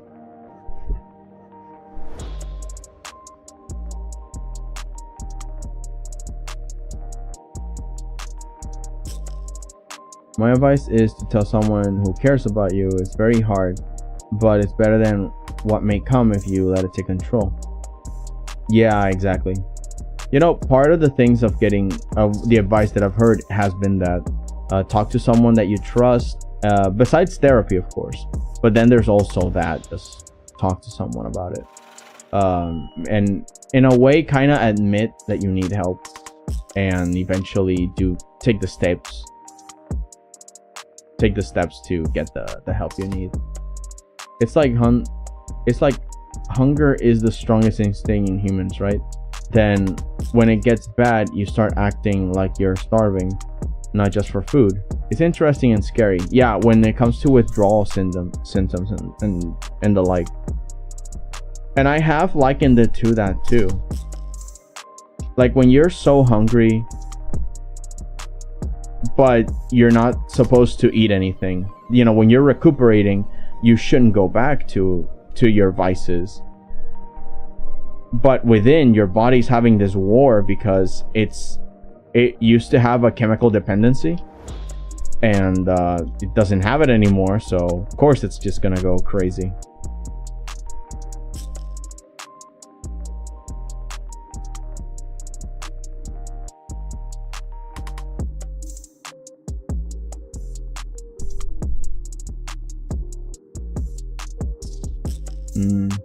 I think I can have a multiply layer on top, because I think I'm losing details when I add that shade. Let me put another layer on top of it, set it to multiply, and maybe clip it. Yeah, that way it just goes through and I don't lose detail.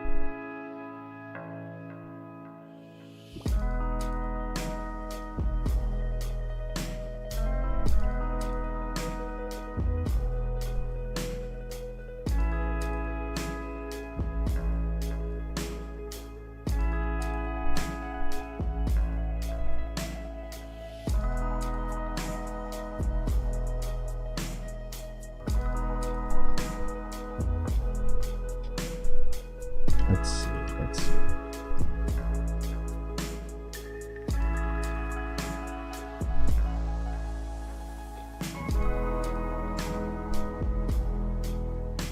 I'm not certain why, but there should be a person playing the flute in this image. That can be arranged. I took a little bit of inspiration from Zelda. Just a little bit.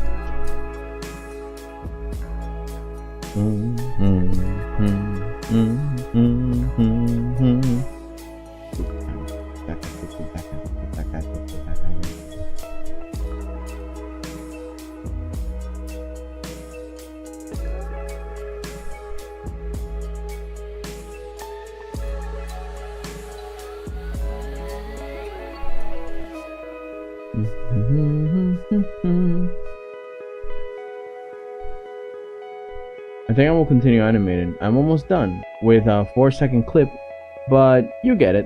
Oh yeah, and after this clip is done, technically the first half of the animation included is done. Awesome! Yeah, go ahead, keep going. If I don't change anything, which likely happens, but just some small changes.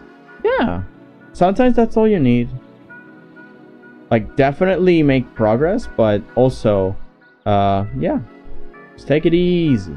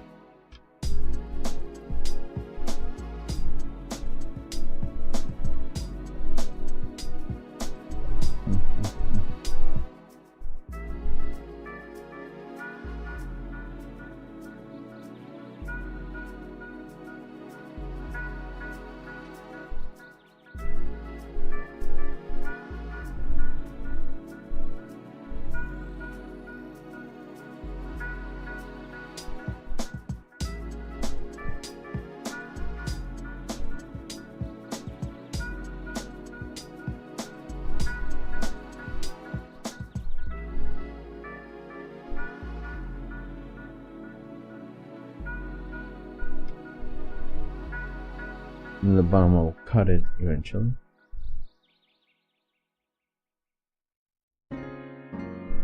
Or I can just leave it like that, since it's like shining through.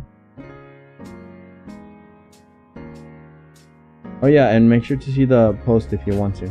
Yeah. I'll check it later. I'm working on the Secret Santa event I'm organizing for the members. Today's a great day. Assign gift receivers. Yeah, nice.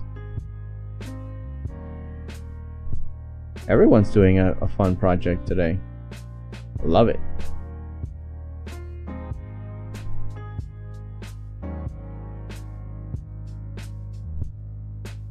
Oh, saving? It's saved. Good. In fact, I should save manually too. Okay, click here. Control S. Just wait that out. Wait until it flows. Wait until it goes. Munch, munch.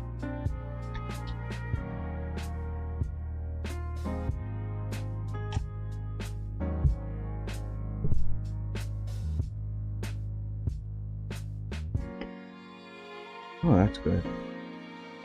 Let it pair in some water.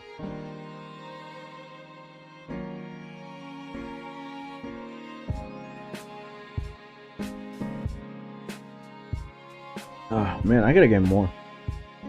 BRB, gotta get more water. Gotta get more water in the tank.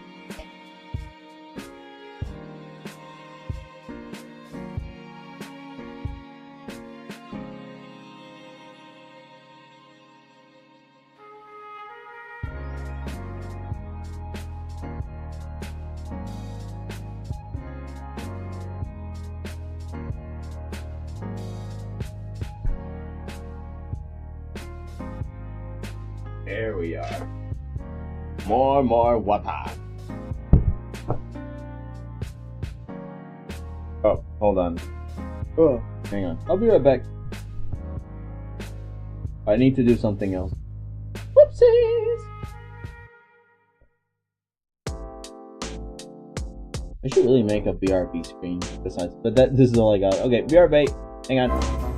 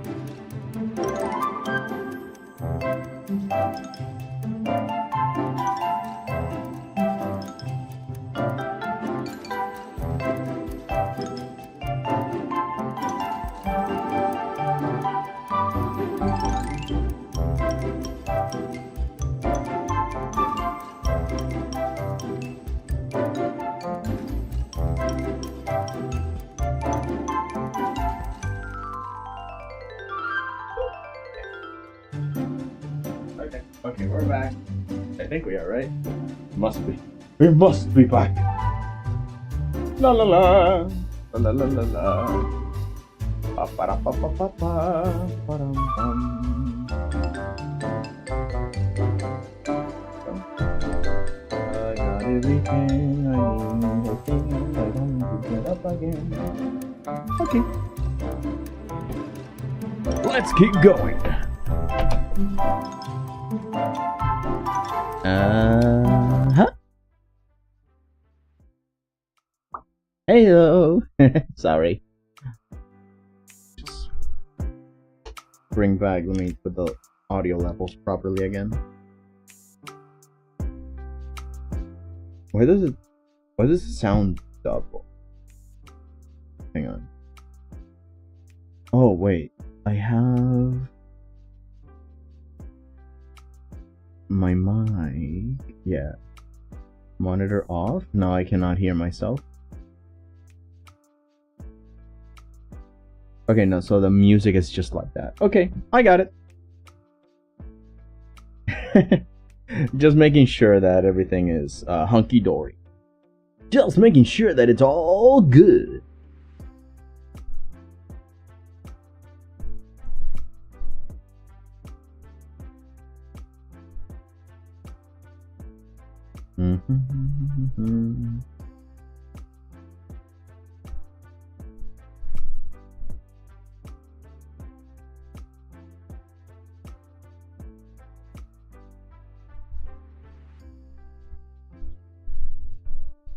From far away, a little feather brush can make it seem that the light is consuming the pillar, which is pretty cool.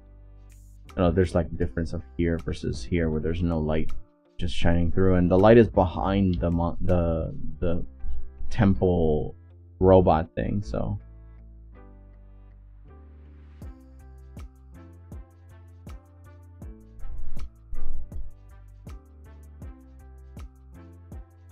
this is of course the base. Later we can add the god rays as if for, you know, the light effects, but for now, like a nice feathered base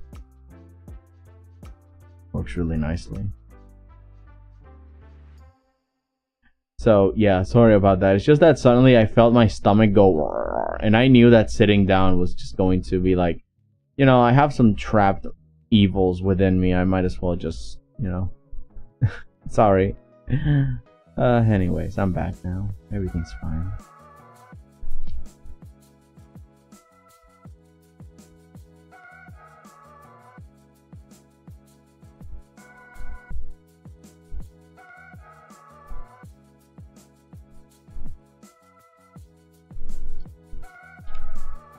And from far away, it looks really nice.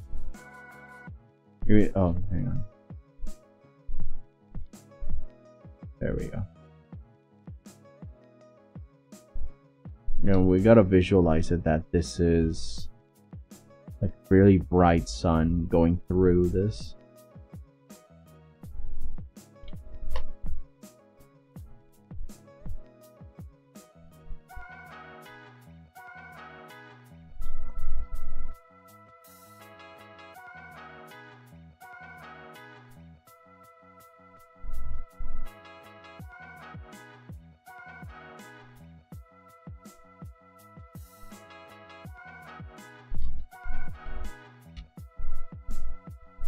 Right, this too.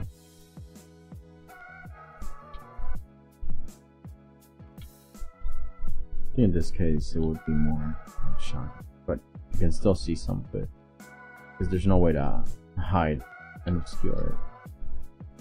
Light coming from above. Although, I'm curious about Greco-Roman rooftops.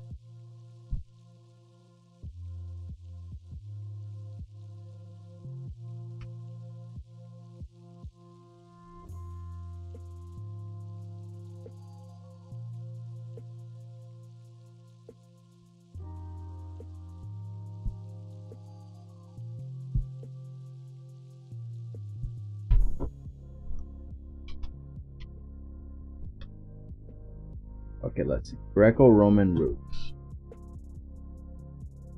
Yeah, the roof tiles. Yeah, there it is. Yeah, the roof tiles.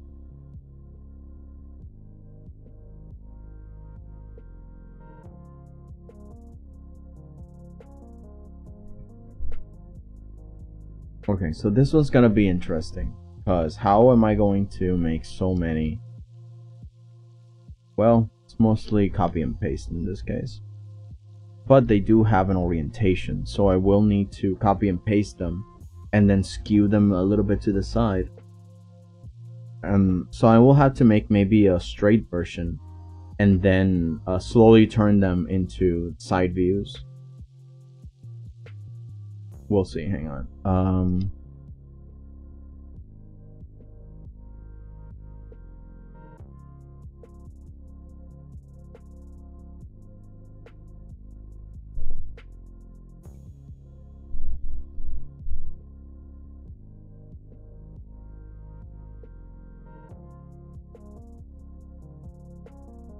So as I'm seeing it on the roof, okay, let me just grab the pattern and show you, because I'm seeing a few patterns.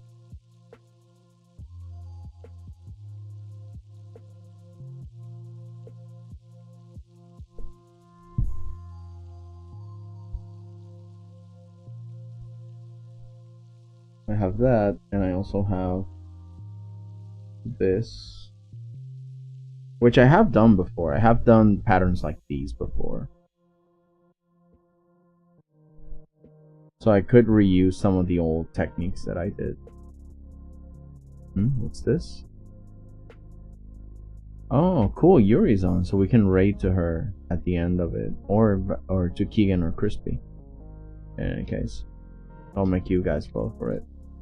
I've done this one. This one's really easy to do, but I wanted to make sure that there's no other. I guess you see there's. Okay, so there's places of rest and then places of where the tiles go. It's not like right next to each other. Although in this case they are next to each other, so I guess it really depends. Yo, Julia's Cartoonist, welcome in! Just going to say hi as I'm busy with a new video before this weekend. Yo, nice, nice. Guys, by the way, check out Julia's Cartoonist's channel. He's an awesome, and right now he's an animator, I suppose, because you did that one animation with the the One Piece spoof. This is really good. Oh, happy to see you, dude. And no worries, no worries. I'm very happy that you came up to say hi. Yeah, welcome in. Yeah, we're just working on a little something. Where is it?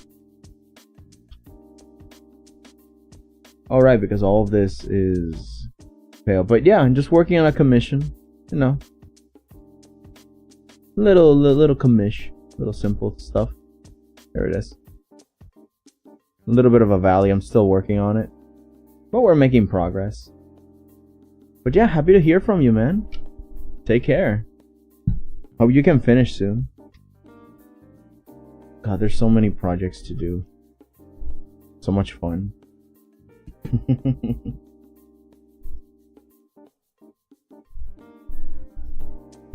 Okay, there's nothing here, so I can start here.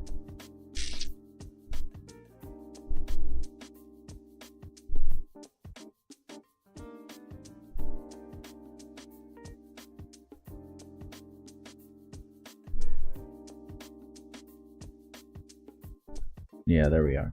And now from here,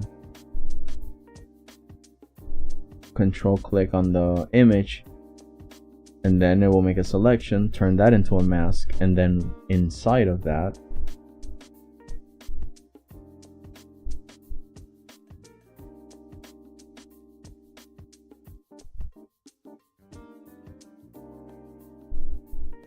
you can start making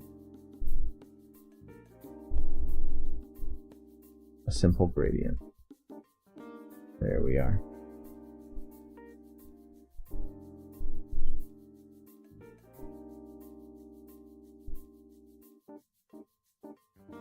Copy paste the below one, the lower one, you just move it down, and that's it.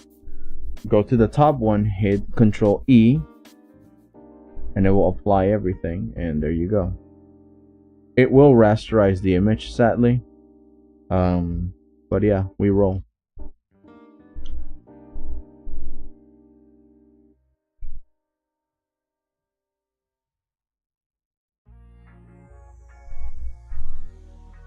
Control E. Actually, just one more.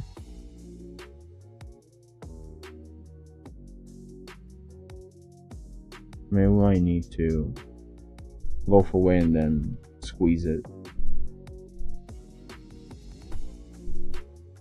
E. Control T. No. Yeah, there. Squish that cat.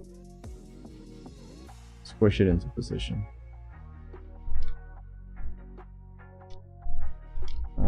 Maybe skew the perspective. There we are.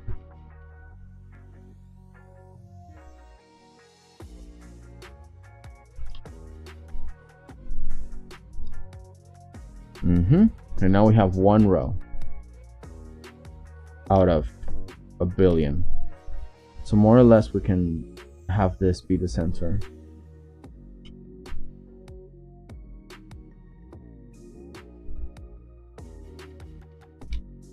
Control T and skew it into position.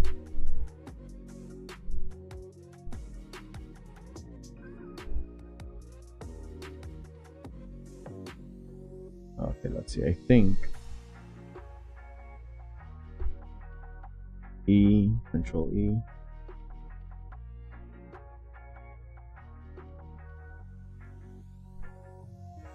Copy paste. Again, skew the perspective, put it into position.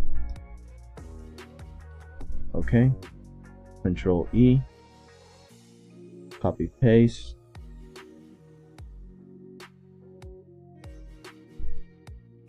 Control T, control click, drag into position.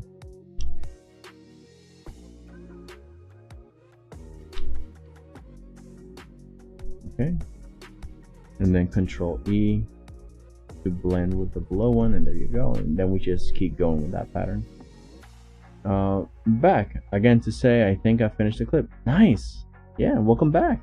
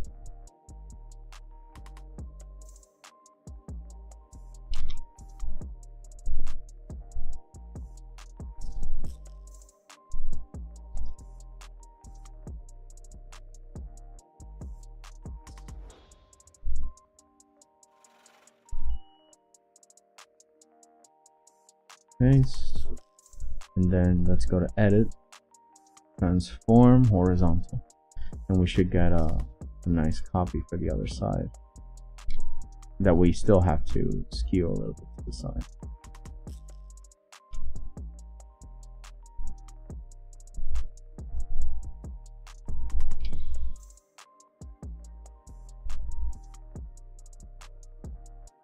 Okay, hang on.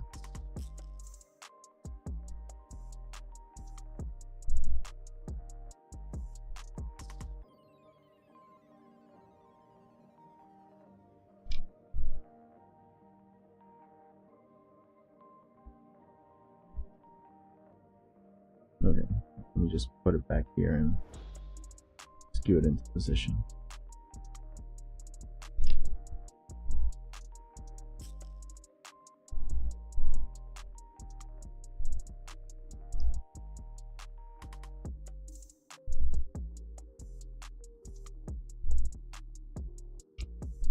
I suppose this is what works.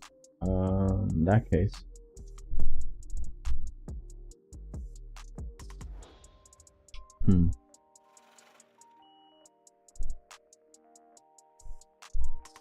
let's see how we can work this out.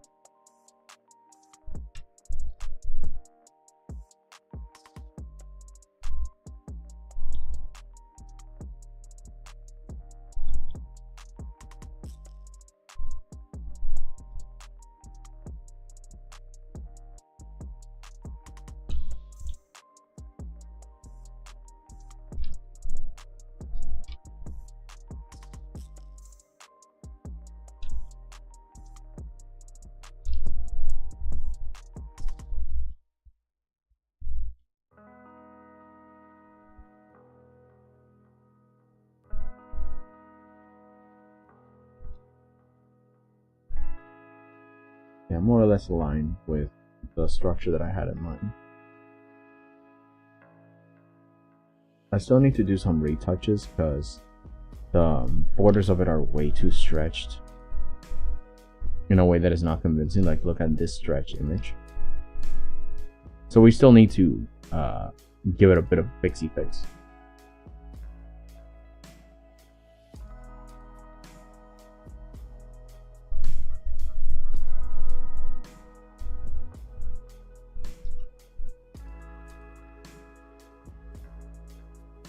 Or I think I can create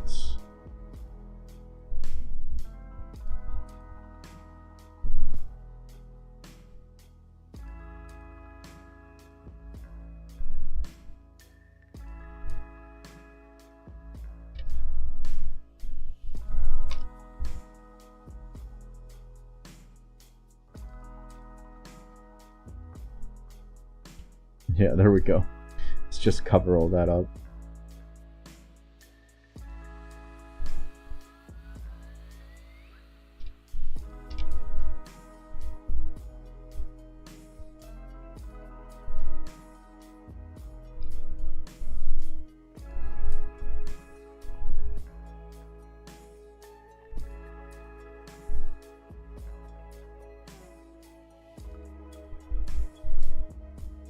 And bulk it up here too.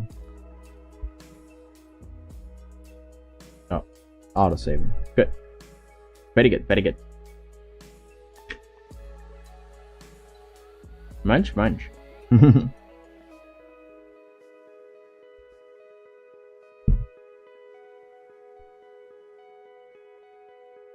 I'm waiting, I'm waiting. Oh, might as well drink some. For 1 second.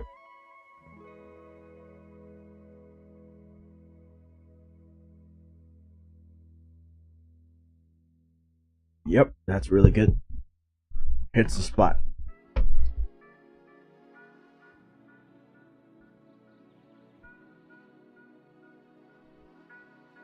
Oh, that's the wrong layer, of course.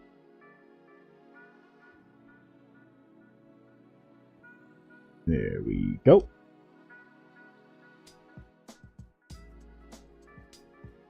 Thanks. Also just realized that my editing software did a horrible move and introduced this Pro feature that you have to pay for and is moving literally all the free stock sound music to Pro with limited time. Ah, no. I'm so sad for you, man. I'm sorry. Sorry to hear that. That's terrible. Not very Dremore, not very mindful. I mean, it is the fate of some software to do that. It's annoying. For now, DaVinci Resolve has behaved with me. I don't get many problems with it at all. Like, the free version of DaVinci is really good. But, you know, anything can change. Oh boy. Fire Nation can just come in and ruin our days.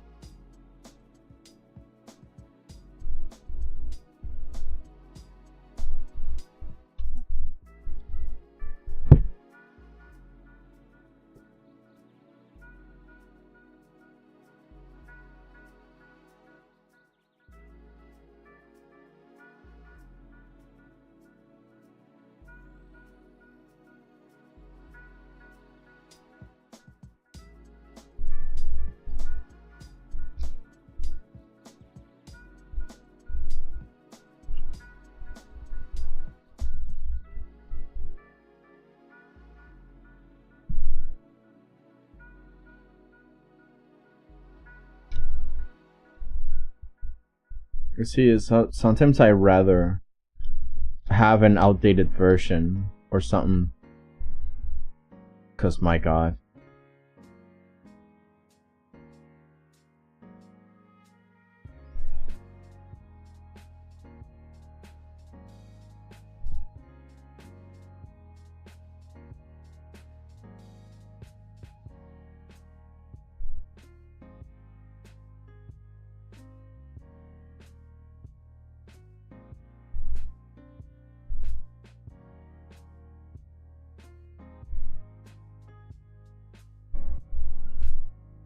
Let's see.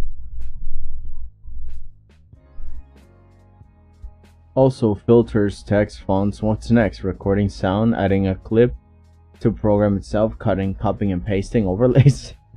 Yeah, like it's ridiculous. The most basic things that you should have available, they're being taken away. Very annoying. I understand.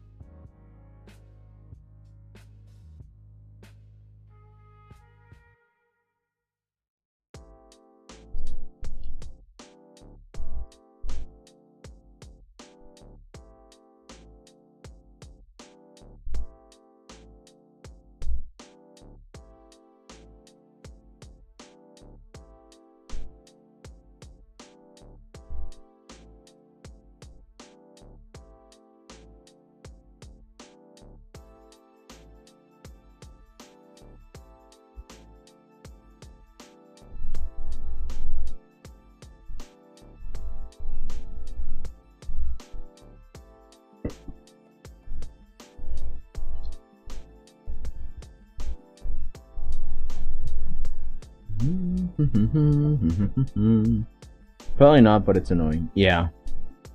That's the sad part, in my opinion, the uncertainty. Like, we don't know what direction they're gonna head out next.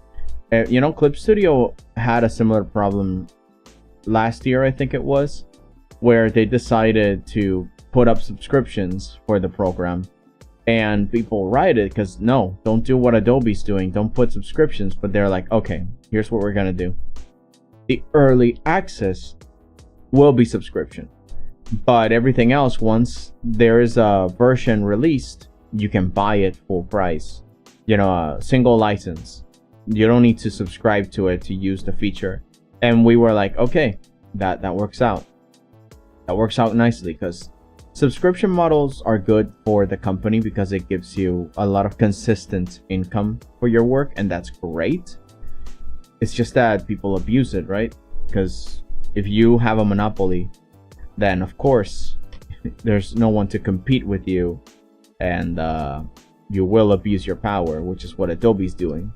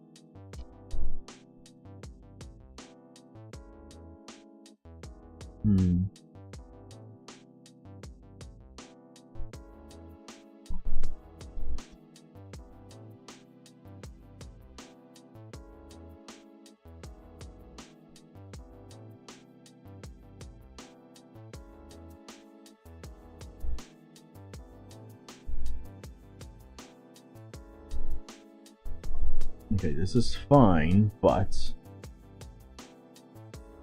selection tool. Yeah, let's add all of this.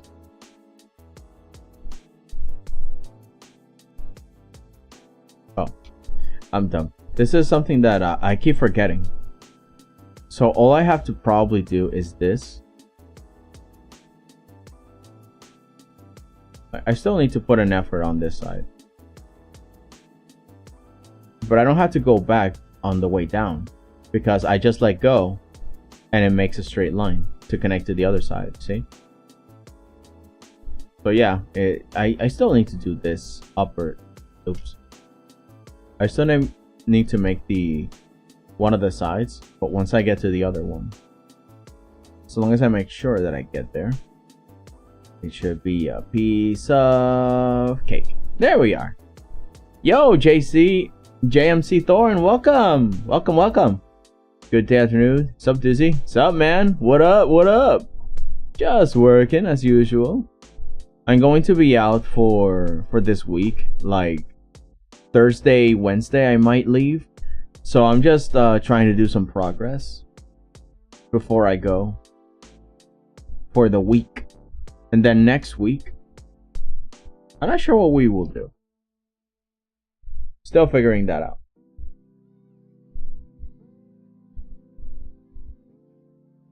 Alright, first things first.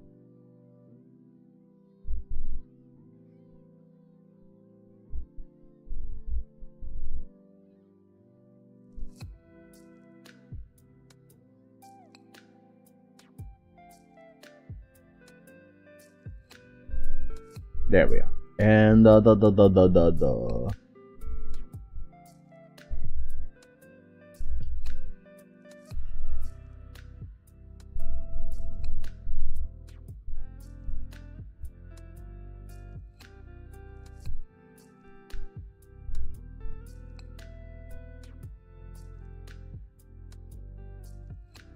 no, hang on. I actually think How? I know that I can turn the mask off, but I forgot how. No, it's not. No, it's not that. Oh, it's shift click. If I shift click, I cancel the mask, or at least I turn it off.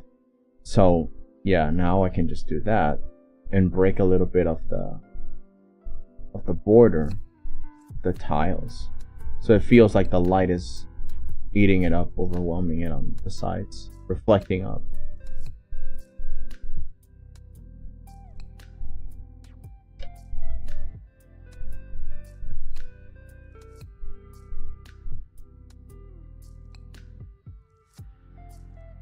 There we go.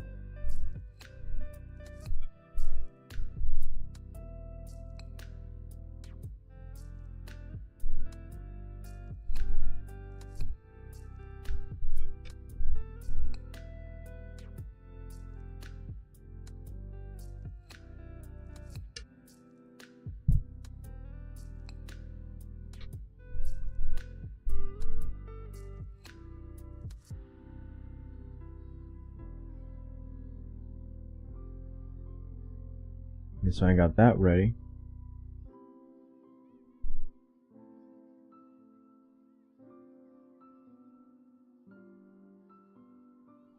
Oh, but these are different. What layer am I on? Ah, here it is. I was wondering.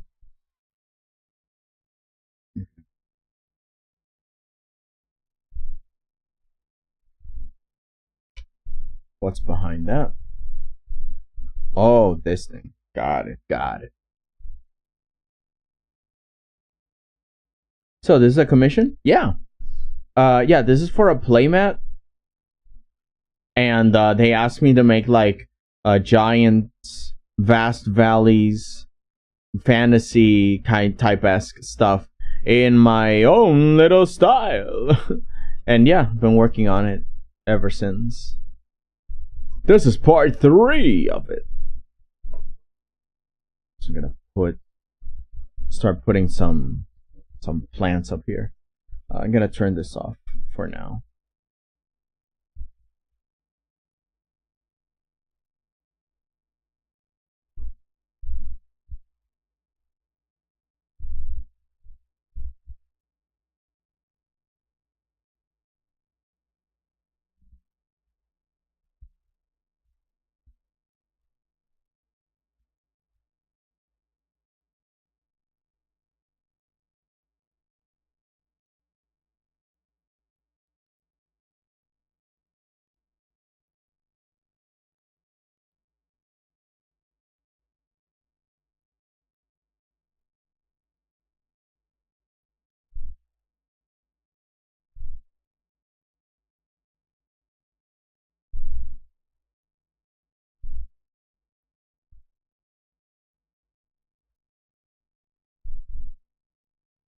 Shouldn't put too much detail on this because at the end of the day, they're gonna be covered in leaves. It's just a guideline for me. Because I can also have this be barren, no trees, or that like there used to be a forest here, or only have a handful of trees that actually have leaves.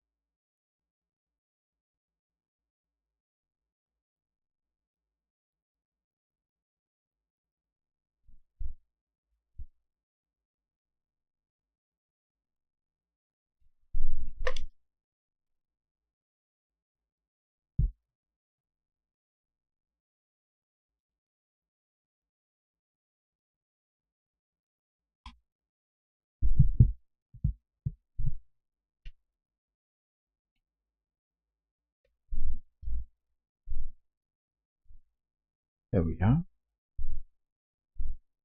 It's auto save. More trees.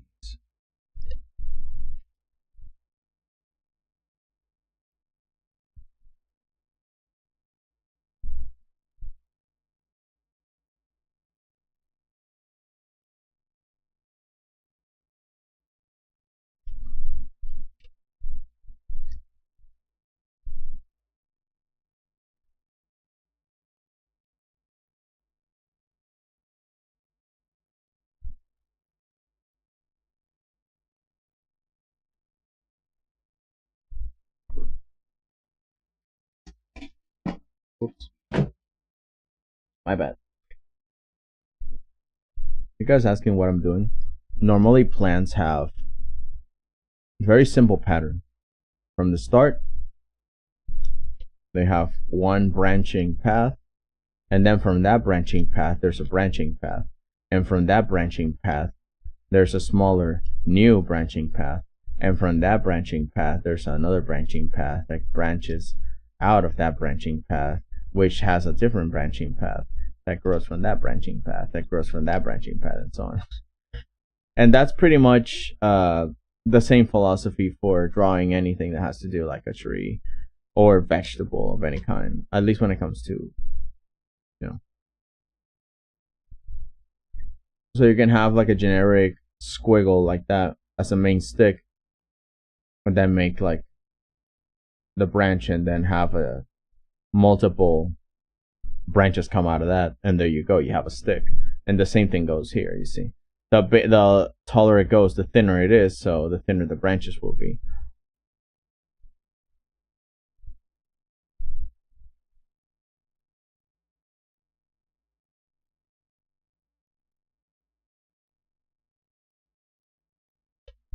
And there you go, twig.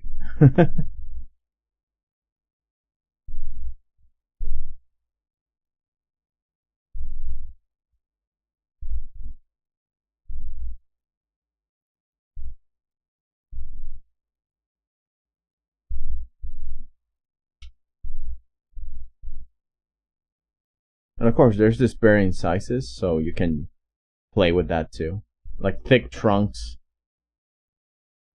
or thinner trunks, you know.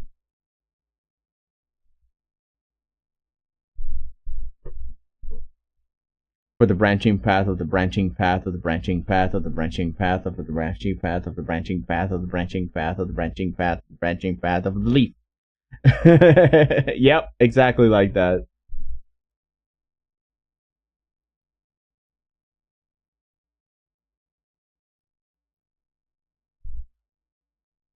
I'm doing these as like a base, because at the end of the day I'm gonna cover them in leaves too, so you don't really need to go so technical with it. I'm just you know.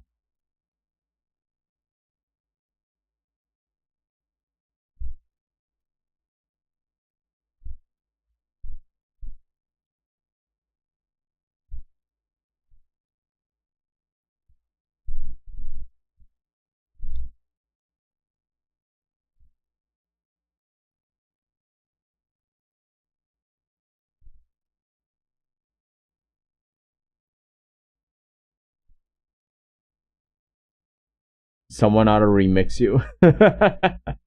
Hey man, if there's any musicians in the house, you know.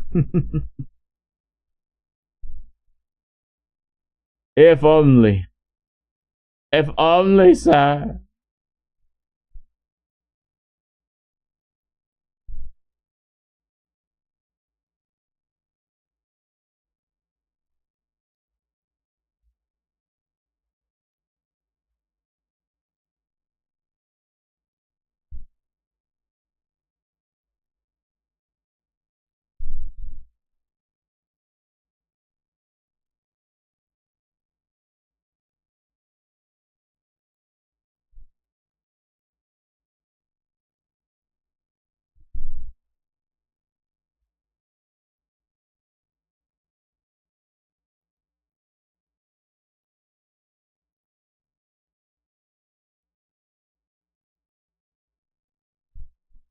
Oops, my bad. dozed off for a second.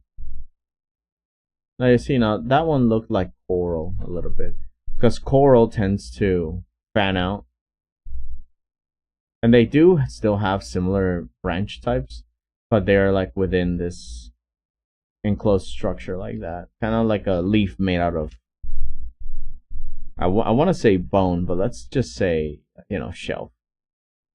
Shell. But yeah, technically it's bone debris from dead carcasses and stuff. But yeah, the point is, they grow that way.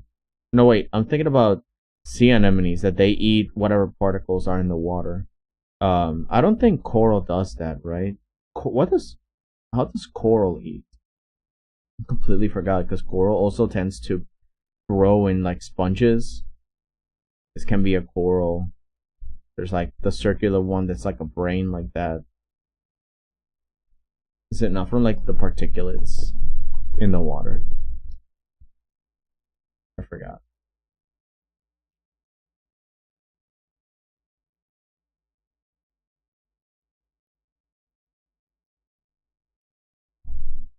Oops.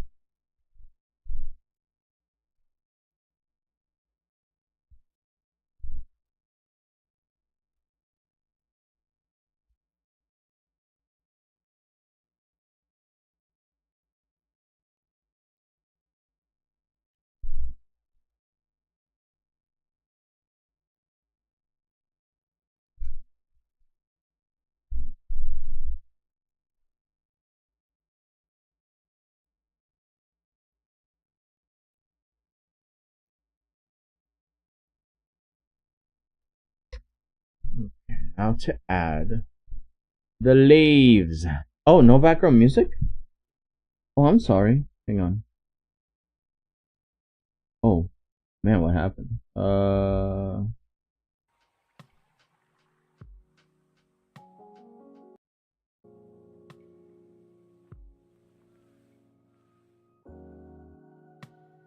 There we go.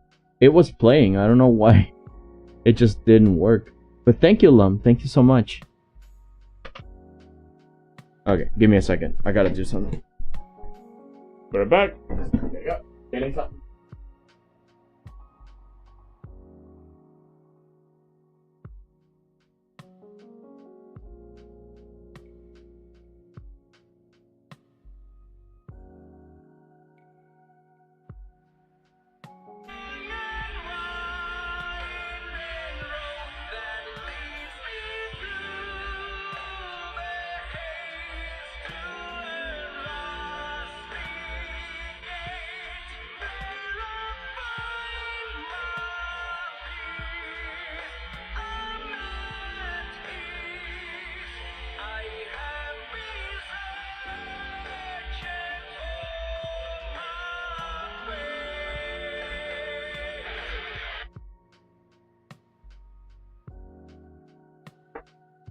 Did that thing really make my Bluetooth connect?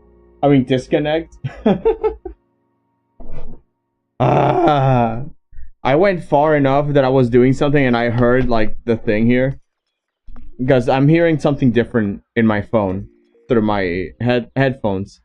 And when the Bluetooth disconnected, I'm assuming you guys heard, like,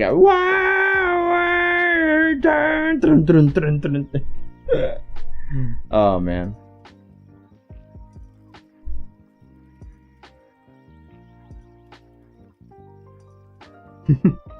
His voice dropped a few octaves along with an orchestra. Yeah, you know. I suddenly became this amazing. Oh wow, dude. Yeah, totally. That's so me. You know. My bad. I wonder how that sounds on the other side.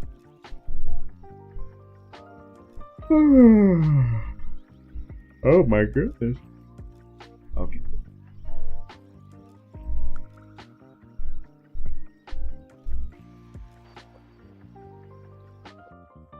Typical Monday, yeah.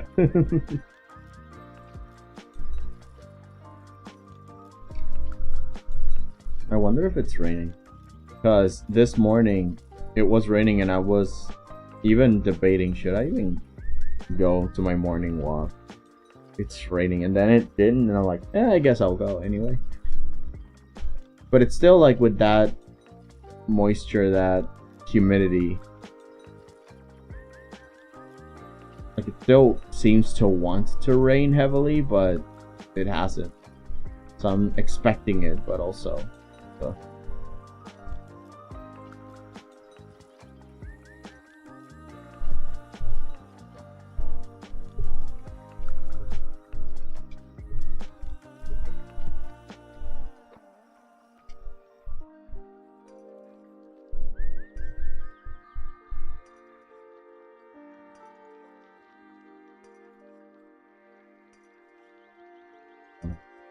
here.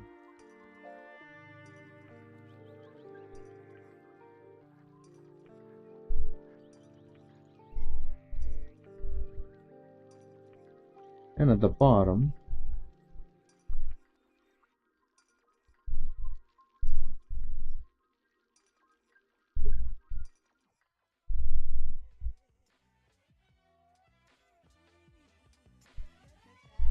I'm gonna put a bunch of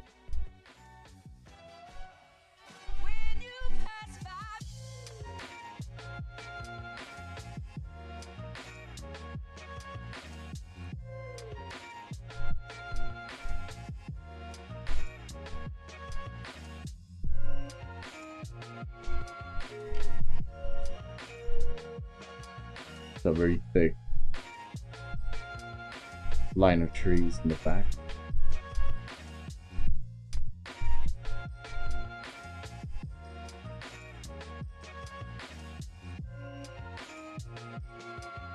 Oops. Where is the brush? There we go. That is the brush, oh yeah.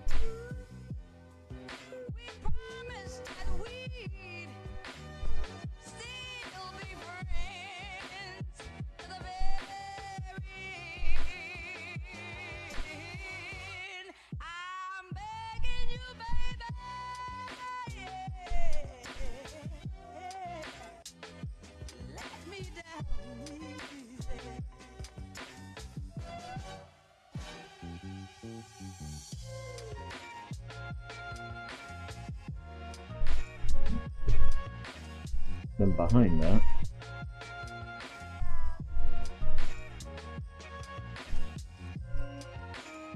now you know what? This is fine.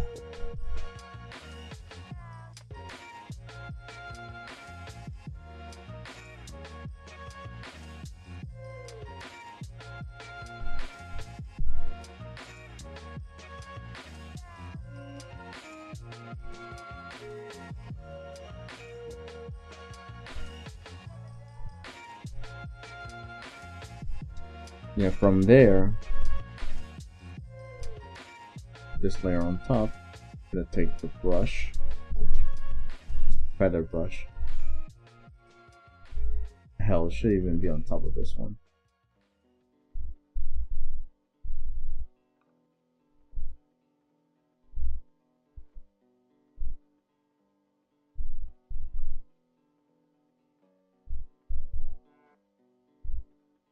Same thing with the pillars, but you know,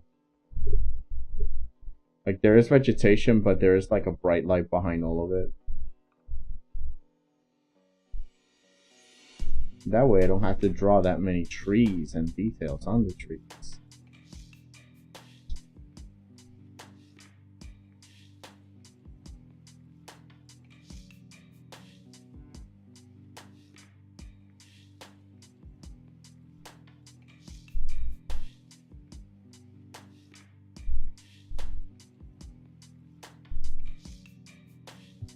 Now that's a BGM. Wait, did it change? Oh no. I get nervous. Let me see.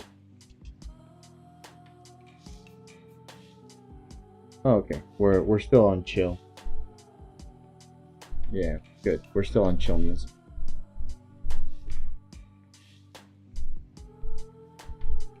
I was wondering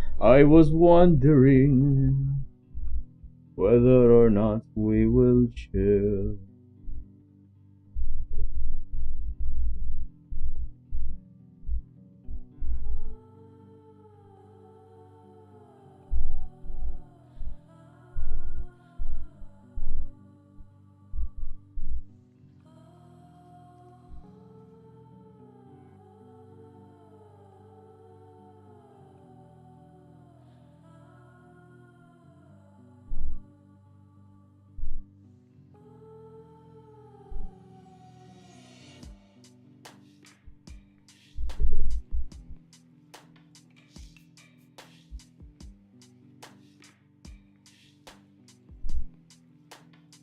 Oh man. Saving. The autosave has stopped me. Oh, I can continue. Sometimes it takes a while and I'm like, oh, come on. I was in the flow, man. I was in it. Put me in, coach.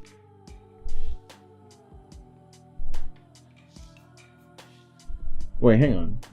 I want to make sure that this music is not... No, this is Chill Hop Radio. This is...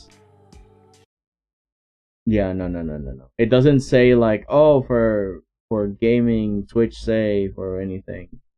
Let's put some EDM that is safe for YouTube. Copyright free music for Twitch and YouTube. Yeah, there we go.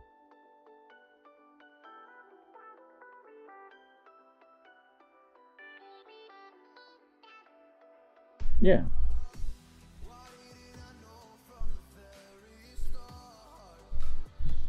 Oh, bro, no.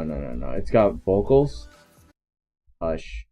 I don't want vocals. Are you crazy?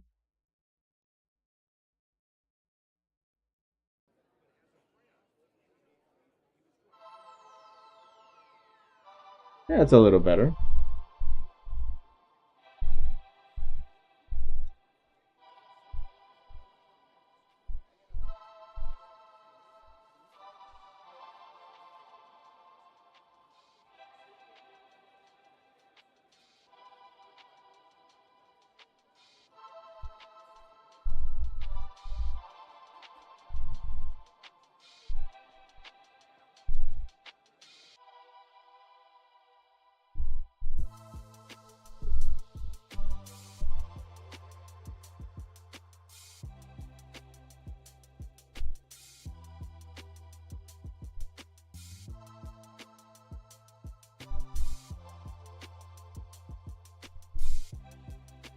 Hello everyone, it's nice to see you all again. Hello Foxy! How's everyone's day going? Yo, welcome in. Yeah, everything's fine, we're just chilling. We're just relaxing, chilling, making some trees. Yeah, what do you think? I'm adding some shine to this tree line. So it's like there's light coming through and consuming what would have been seen. And yeah, I have like this mechanical stone temple thing here. This is, are you working on that cool robot mountain stuff? Yeah, here it is, see? That's great! Yeah, thank you! Yeah, today I wanted to go into these details. Like, sure, they're tiny, I bet no one's gonna notice, but, you know. Thank you, thank you. I really sure hope so. Especially when it's time to paint. Like, I can't wait to start adding light effects and painting the colors and everything. Painting is one of my weaker areas, but it's one of my most the ones that I find more fun. To color them up, it's so good.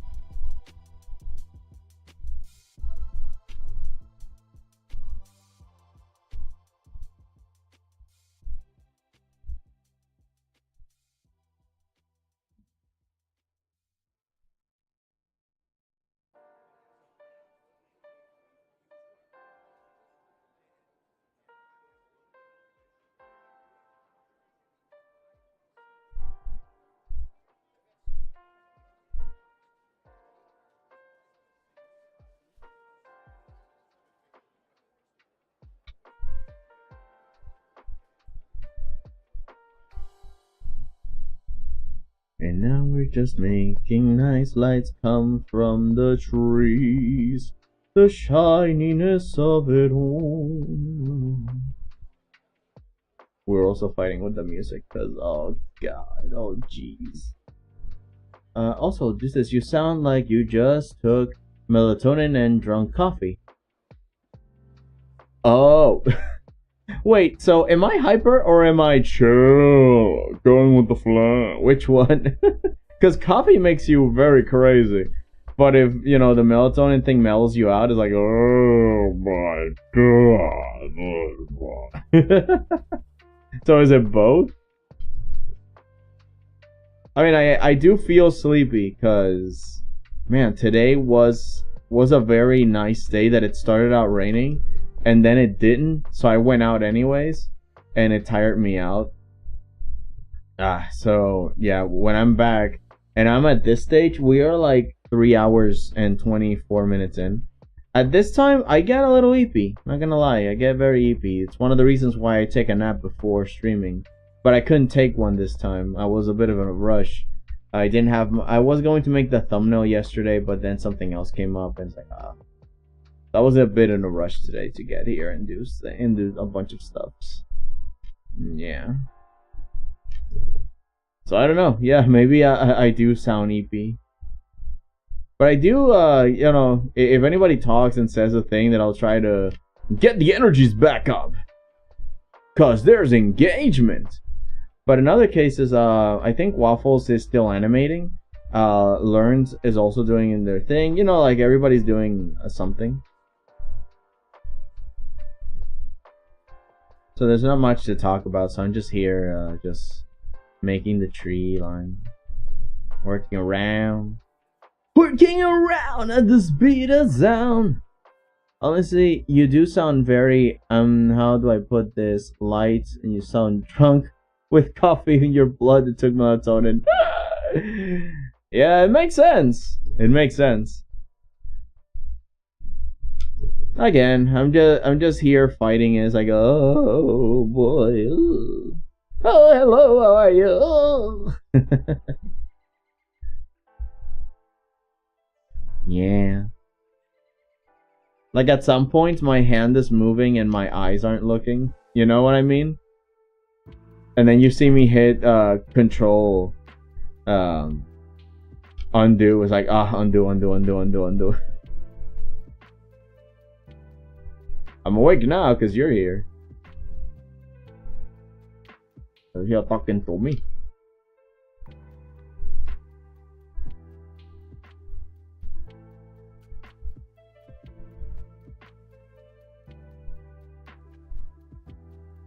Nah, no offense taken, no worries. But I will take it into consideration. Maybe I do need more energy. It stresses me out a little that I am too quiet sometimes. So I'm just here, like, you know, making silly noises to fill up the space. But in a way, again, I'm in a weird way. At times I am happy that there's very few people here because I know that a majority of people are just making art things. You know? So in a way, it's kind of like, oh wait, no, but you're working on something. That's exciting. You're working alongside me. That's exactly what I wanted. You know? Probably one of the only people that is happy that there's few people here. Because I know where they are. Most of them.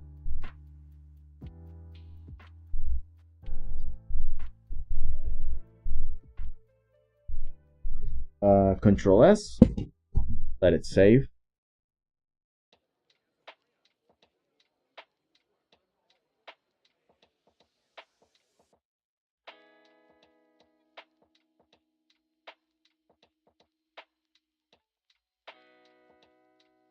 Just finishing up this pair.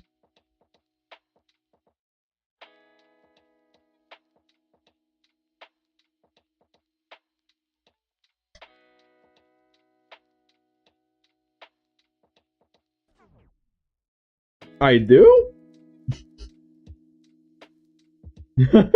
I do? Oh no!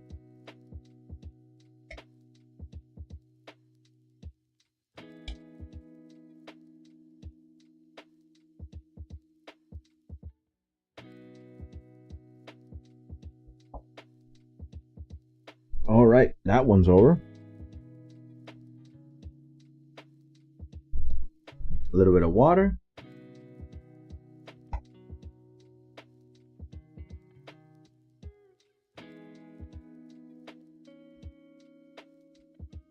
Ah, yummy. But wouldn't it be funny that that happens actually? That people just say things about you and then they become real?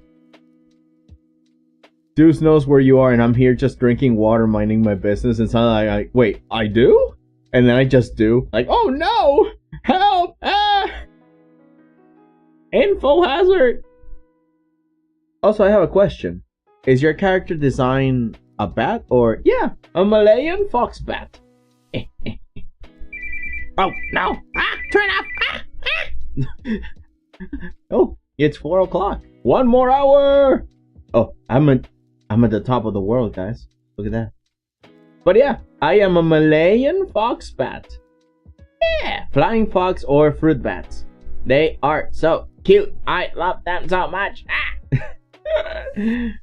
People everywhere know that I'm crazy for them. Crazy good.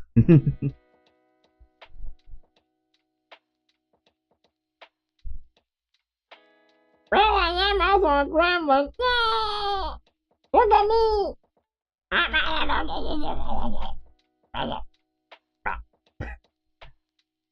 Those two things need not be mutually exclusive. I can be a little bit of a gremlin myself. Wow, wow. But also a squishy bat. Squishy bat. I didn't know I could do that.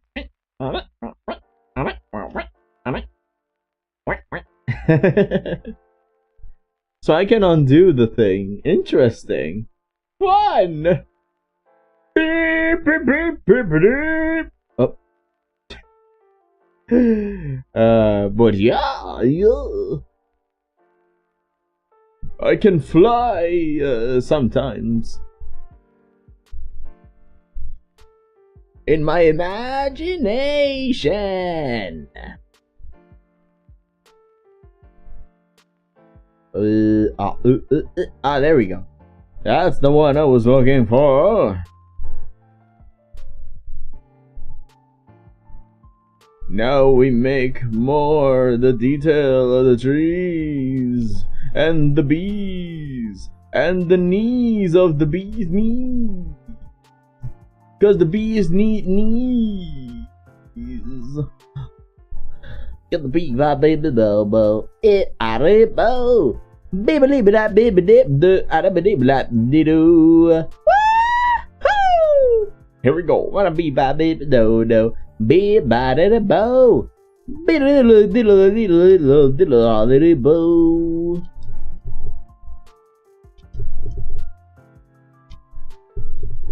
And just like that, we got trees. Better. Honestly, it's funny because I can make tons of different voices, but sadly, it's mostly high I have a high voice, alright.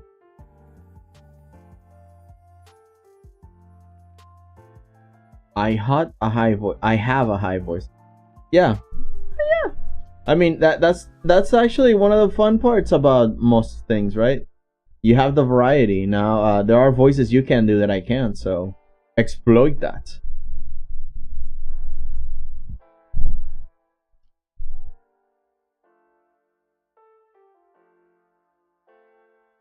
Donagago, I was married a long time ago. What? Is that a song?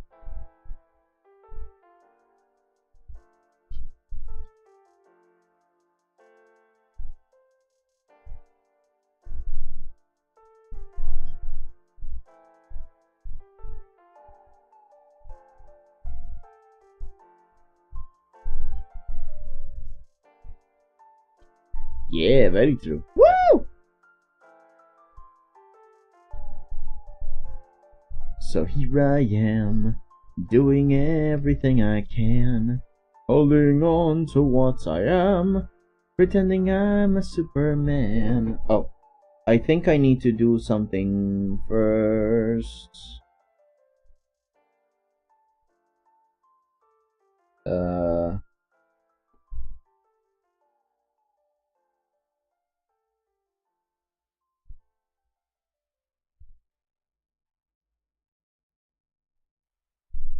So what is this? Oh, it's that thing again.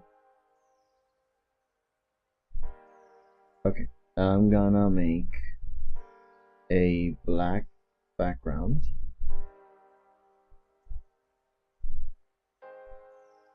So I can more or less see what I'm doing. There we go. See, because it might look nice from that perspective, but definitely might not be. Alright.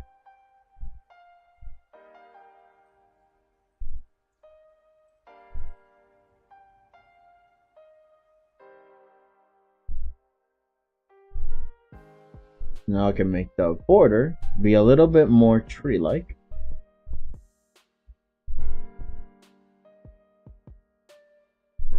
Yeah, Cut Eye Joe. Oh! Where did you come from? Where did you go? Where did you come from? Cut Eye Joe. It's the nugget thing. Oh, I never actually seen the lyrics for that one.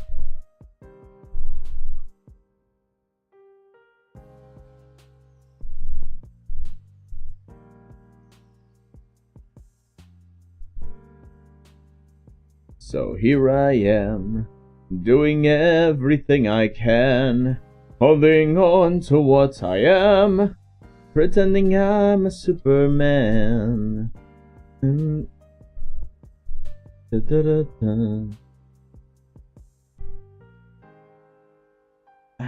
Itchy ear.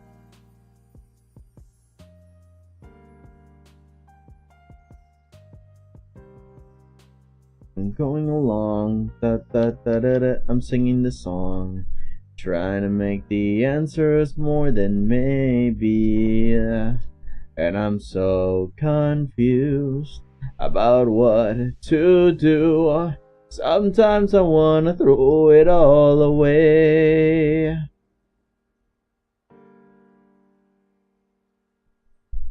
I have a question. Does your bad character have a beauty mark under the eye, or is it just your mouth? Because it looks like a beauty mark. I don't know. Oh, this little thing. Yeah, it is. Yeah, it is. A little mole. And I have it in real life, actually. I call it my moneymaker.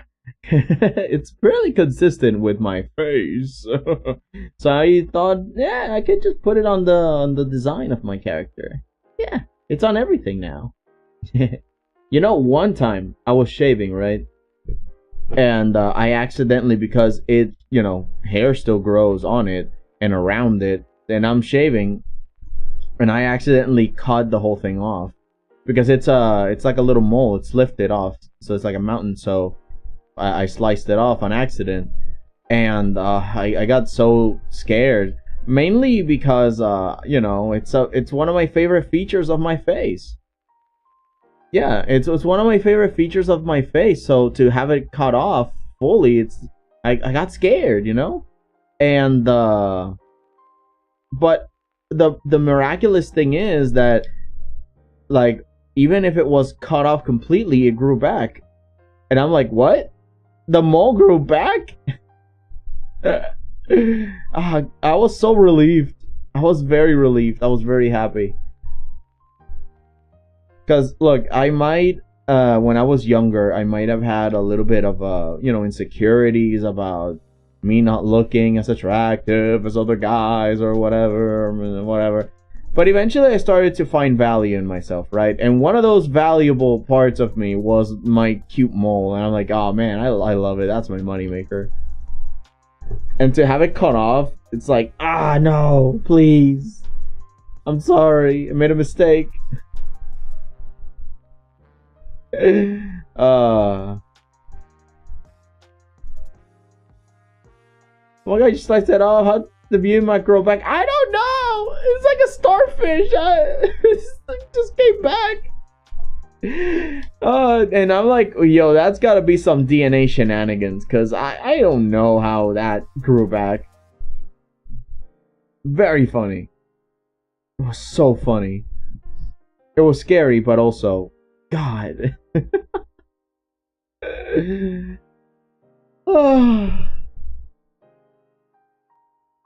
Into the thick of it.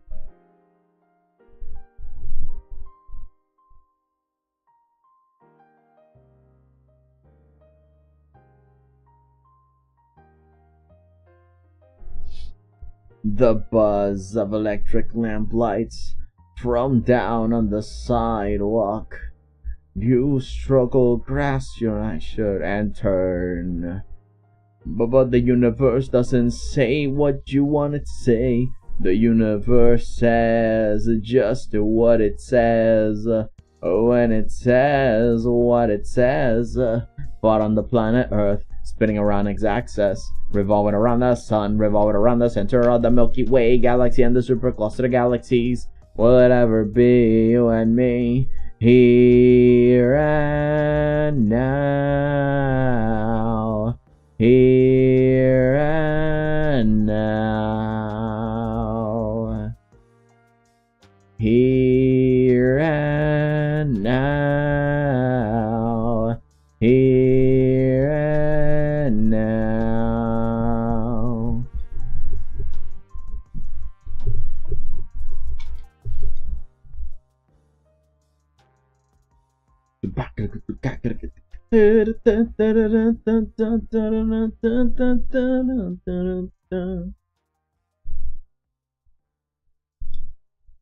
How can you see into my eyes?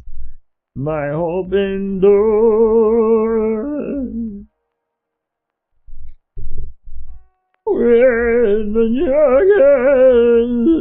Imagine they DMCA that. I'm just making weird funny noises. I was like, oh no, that sounds like our song. And I'm like, you really want to own that? I mean, sure, okay. I was like, yes, artificial storage of music. And then it's just me. Hurry up and save me. Dude, when you said you had insecurity as a child, worried because you are not that attractive. How old are you? Were you? Cause if you are a teen, I would understand, but then, oh no, yeah, well, you know, it's just that to me, teenager, kid, it's pretty much almost the same thing, you know? Not until I was 20, like, in the mid-20s, it's kind of like, oh, yeah, like, you know, like, I finally kind of started to grow out of a lot of my younger tendencies. So to me, teenagers kind of kiddish still, even if, at least for my standards, I still acted very kiddish. And I'm like, yeah, I get it.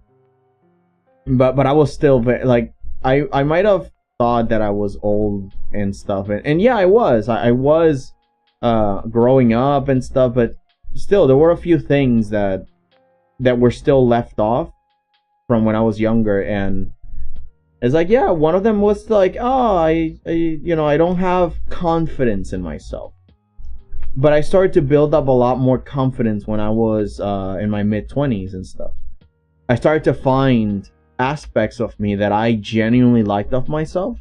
And I concluded, no, I'm valuable, you know. I have merit to myself, and I moved on, you know. Because I bet you look very attractive. I'm trying to comfort you, by the way. I will not. Don't worry, I know. Don't worry, I know. And you know, for the record, I would never just date a viewer. Don't worry. If I don't know them in real life, no. Also, anybody like around above 3 years or beneath 3 years, I'm thinking about it really hard. But 4 and after, I kind of don't want that at all. Because I do want to have a relationship at some point with someone, but you know, if I meet someone and they're like around that age, I might think about it very hard. It's like, 3 years is a bit much. 4 years, I'm like, nope. Although my mom is actually 4 years younger than what my dad used to be, and they were okay, you know. They were around this similar ages, and it was okay. But you know, anything beyond that, I just don't find that, you know, not for me, not for me. Yeah, no.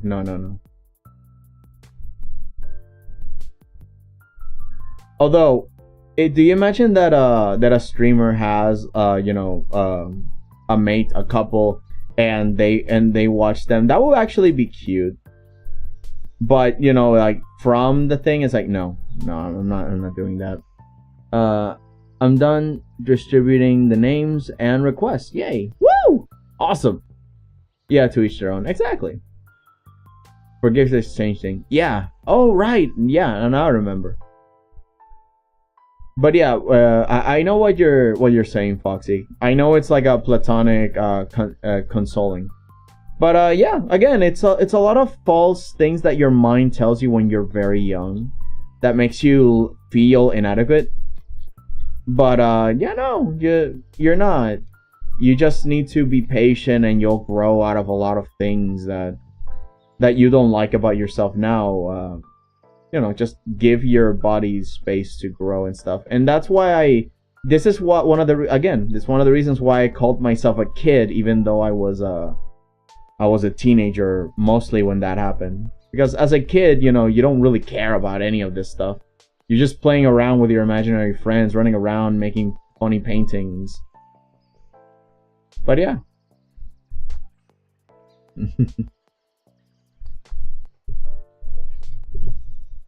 Nice.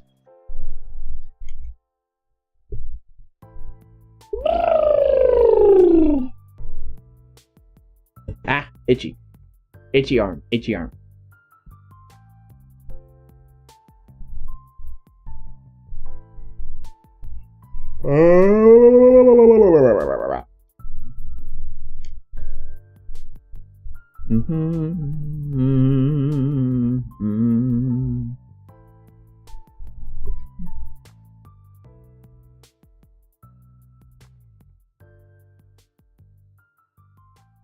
Okay, so maybe I can put that beneath everything. Control click picture, make mask. Click the picture layer and paint it maybe on black. Erase that.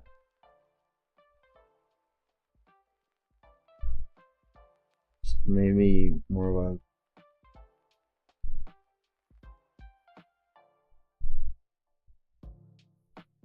make it stay much darker. That feels it, but it's not. Maybe at the top I can put some. Yeah. And then just paint it black again. Oh, how to save. And sorry to ruin the happy learning like yourself and grow out and stuff. Some things will never go. I'm a scapegoat child, so yeah, that's why I say that. Well, yeah, of course. There are things you just gotta live with. But I mean, you know, the false things that when you're a kid make you feel like you're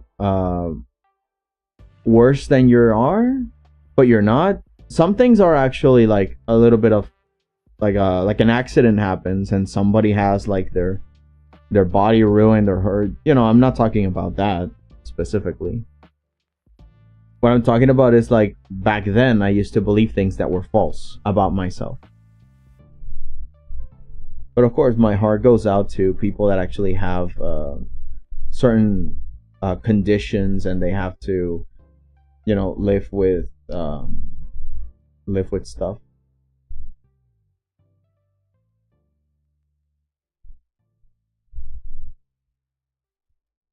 I mean, then don't put it in the chat then. Jeez. Kids come here. Also, I'm very scientifically curious about things. It won't appear on screen though.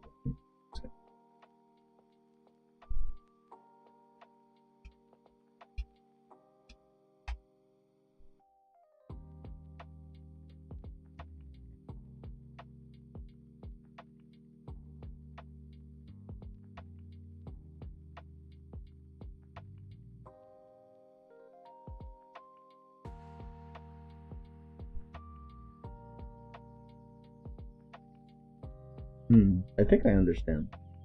Based on these multiple definitions. I'm very angry that Google gives me the AI definition, which I hate.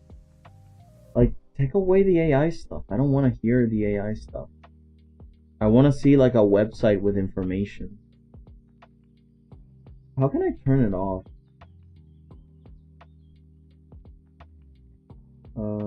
Privacy settings, that shouldn't be it. Right? Like, I just want to turn off the AI search thing. It's very useless to me. I'll have to do that later because Google made it complicated, I guess. But I think I understand.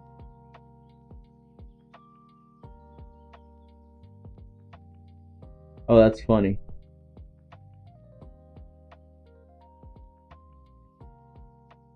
It has like a feedback thing. I'll do that later because I got some choice words.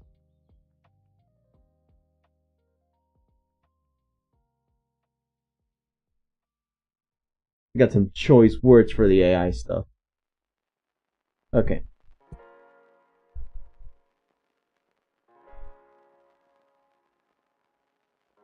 My day is good so far. My day is good so far, aside from a minor headache. Oh man. Make sure to drink water. Sometime I haven't drank any like painkillers in a while for the head. You know, like Panadol, Advil, because I realized, oh, it turns out I just don't drink enough water. So for the most part, sometimes drinking enough water heals you from a headache. If not, then probably it's stress or you do need some pills because maybe you're starting to get a cold. But yeah, hydrate. Remember. You say it and people Google it, is the cycle of like, yeah, exactly. I understand, but just so you know that you are very wrong as a child to think that you were unattractive. I mean, only if you say it's weird does it become weird. But don't worry, I know what you mean. And yeah, again, it was false. I wasn't bad looking. It's just how I felt. It's false. Again, it's one of the reasons I call myself childish when I was younger, because that's not true. When I see pictures of myself when I was younger, I'm like, yo, I don't look bad at all. You know, oh, cool. But yeah, by the way, dudes, I am working on turning one of my OCs into a VTuber model. I'm so excited. Yo, awesome. And what are you gonna use? Actually, I'm curious. Are you gonna make it 3D? Or are you gonna make it 2D? What software are you gonna use? Yeah, I'm curious. Tell me the deets. What's up? I hope your headache goes away. Yeah, me too. Yeah. Yeah, exactly. At least that's what has worked for me. I haven't had headache pills in a while because water just really works. Maybe I'm just getting old. Me too. I looked cooler while younger. I know, right? I mean, you still look fantastic, bro. Come on. We know each other IRL, by the way. Yeah, this guy, he looks awesome. Love him. And yeah, I mean, I don't look bad either now. Again, it's part of this entire thing of confidence in yourself and allowing yourself to have shortcomings if you actually do have any. Because when we're young, we believe that we gotta be perfect from the get-go, and it's like, no, you don't. It's okay to figure stuff out. It's okay to be halfway confused and be like, okay, no, I need to do some corrections. Oh, perfect. Selected everything. Making a mask. Kind of paint. Although there are still some cringe some cringe pictures of me posing with sticks that look like swords, because my backyard is pretty much water and there was a lot of driftwood, and I used to play, like, you know, Kingdom Hearts was in its heyday, and I ate that stuff up, all the angst, all the cool moves and stuff. I was like, oh man, I want a sword fight. And oh god. Oh man. You know, it's one of those moments where you remember your youth very fondly despite the cringe. It's like, yeah, like, I get it. The cringe is universal, but you know, it's the kind of cringe that it's not bad, it's just like, yeah, like, I'm over it, but it was still kind of cute. Kingdom Hearts, man, yeah. And I mostly played Kingdom Hearts 2, so I was in that Roxas phase, that with all the zippers and all the emo what's the, like, decorations around the clothes, like the belts, like 300 belts, bunch of zippers, a bunch of squares, and two swords on one sword on each hand. Oh, and then there was Advent Children, Final Fantasy VII, which, you know, extra angst. And so many music videos on YouTube.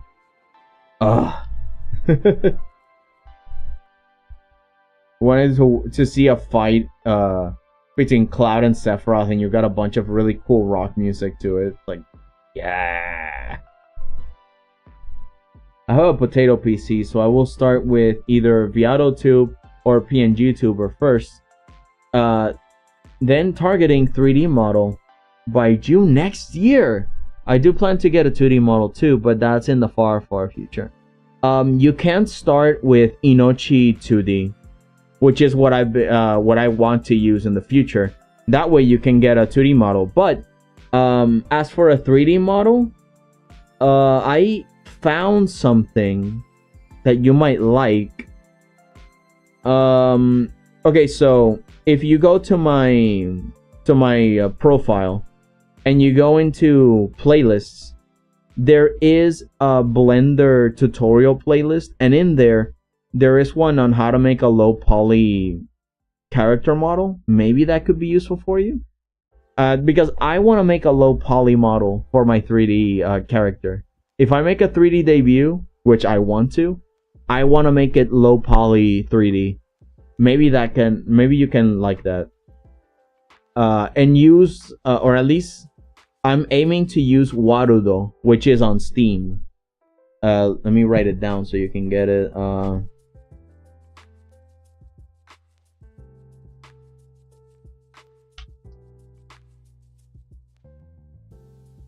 Warudo is for 3D, and Inochi 2D is for the 2D model. I recommend those, so go check those out. Those are like the two that I'm looking at right now that are affordable and like available for me to use whenever, you know, if I'm not working on stuff. But I'm very excited, Learns. I'm very excited. Woo! Oh, Lum, you're back. Imagine having this army of giant robots, weapons and machines that could each tear an entire planet apart on their own. And the way they do war is a majority of best between each pair of enemy ally pair. Rock, paper, scissors. Oh god. Giant mecha rock, paper, scissors between robots that can destroy the entire... You know, I was wondering what will be the lore in here. Like, I don't want to assign lore to it, but I want to assign a purpose for these giant things in the middle of the valley. And I mean, there is a destroyed city, and there is a city that's perfectly fine here. So I assume that they were like guardians of sorts, or maybe machines of war that are just standing by, or temples. You know, like, I'm trying to figure it out, because the prompt for this art piece is giants, vastness, valleys, fantasy. So like, I was like, okay, so how do I make this? But at the same time, just making big robots wasn't enough for me, so I thought, okay, let's see if I can imagine some lore for them. I'm still intending to install Inochi 2D, but it's proving more mighty tedious. Oh man. I'm excited for you too. Can't wait to squish dudes in 3D. Yeah! Oh, Warudo actually has... Warudo is the projector for a 3D model, so you will still need Blender to make it.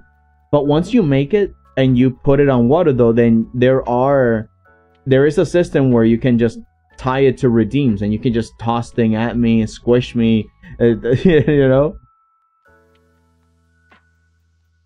I've been here in background all the time, by the way, just talking to people. Yeah, nice. I'm gonna check out Warudo and Inochi 2D, thanks. Yeah, no problem. Warudo is to project a 3D model, so to make a 3D model, I suggest Blender. Or, you know, if you find if you actually find another 3D software. Oh, now I understand the problem here.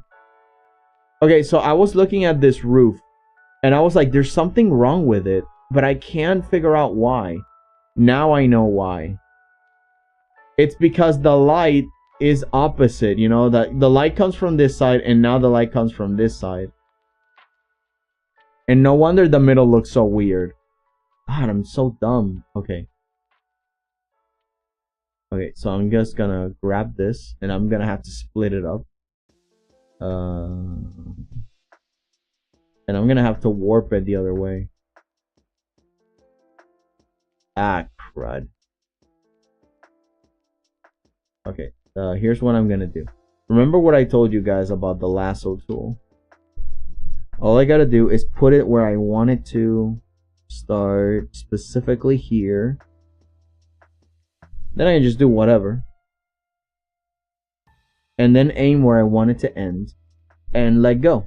It will make a perfect straight line from one end to another. Control cut, control paste.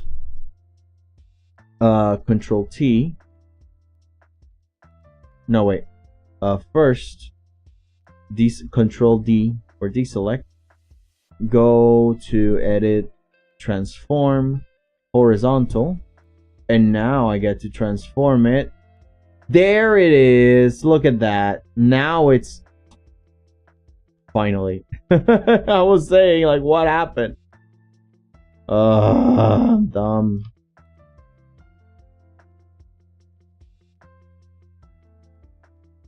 Then I gotta position this one properly. Where it goes. There it is. There we go. Now the light is consistent. I was wondering why that was not working. Man, but the roof looks so weird. I wonder why. I can't figure it out. There it is.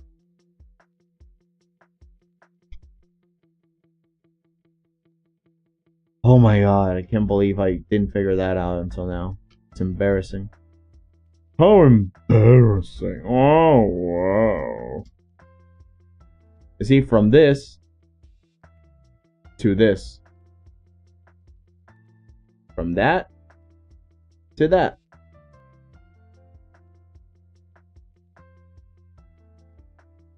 In fact,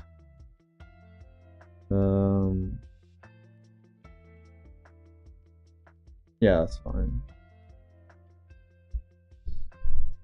And now we put another one of these.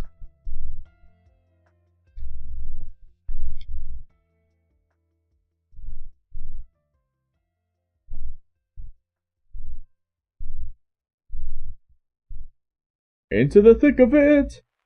Into the thick of it! Bow!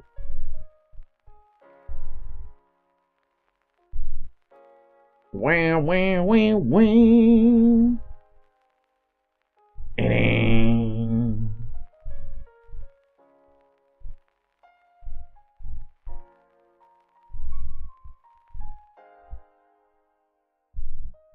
I plan to use VRoid to make the 3D model because the character is anime style, but I want to learn how to use Blender too. Yeah, I mean you can use both.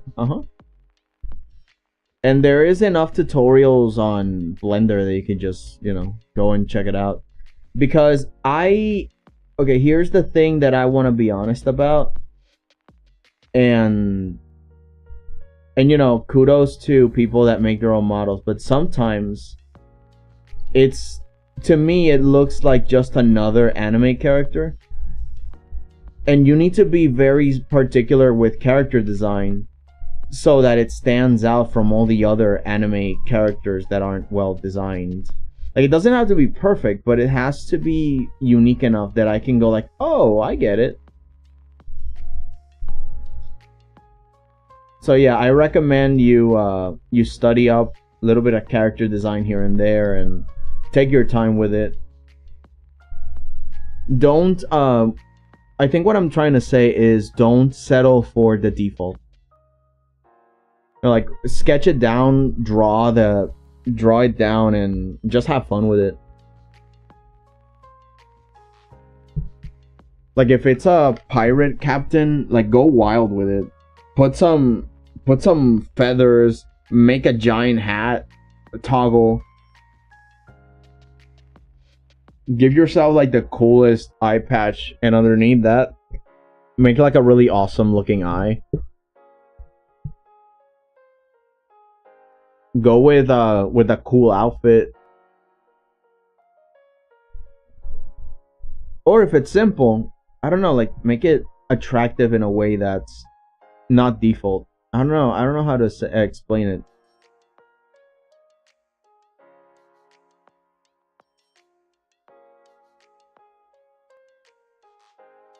I've also been meaning to learn to use Blender.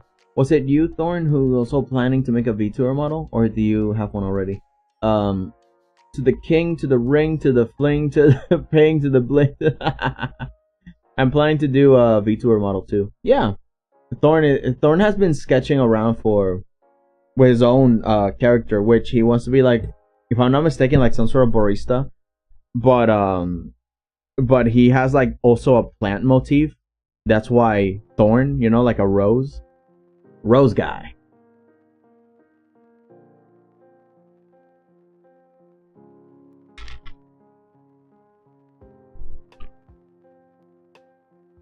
I have some leftover popcorn kernels that I'm munching on. Yesterday I made some popcorn.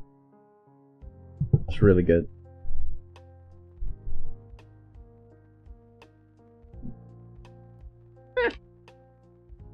You know, in a way, that's kind of the reason why I want to make like a... Like, if it was a PlayStation 1 DooRuArtFightersGo model that is low polygons, and that model would be attractive enough and unique that I'm like, oh, okay, I can make myself a name around here that's a little bit more unique. There's another dude, he has been here, Jum. He has a model that's low polygons, and I really like it. Or at least the concept I like very much.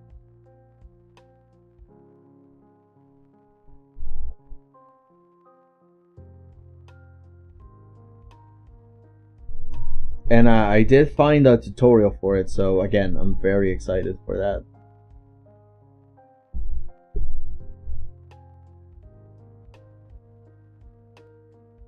Yeah. Character design is hard. It's just that I noticed that a lot of people go with the default, and I'm like, oh man, but you could have put it a little bit more unique. Oh, come on.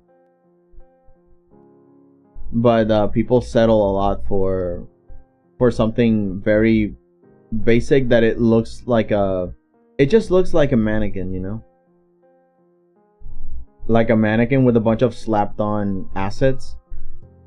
And I mean, sure, eventually I know that you will add stuff, but I'm a perfectionist, so I think it's my fault. It's just me. And they're doing a good job.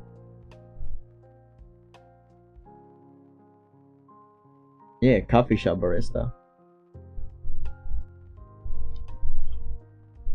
I'm loving Thorn's sketches so far for the character.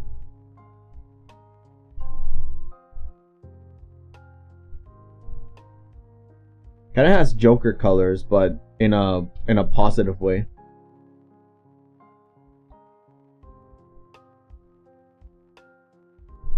Rose dude, pink, green, purple guy with wild hair, but also a very steady hand. Just gives you the drink and puts on a show. Like, it's great.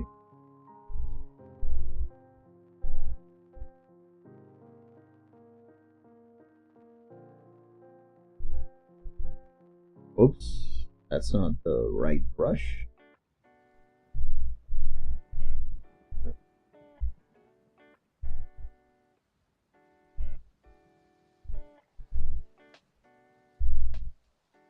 Oh, right. I gotta turn back on the roof. You know, I don't think I need this one anymore. Much. Okay, let me lower the intensity of it. Oh, no, that's not what I want.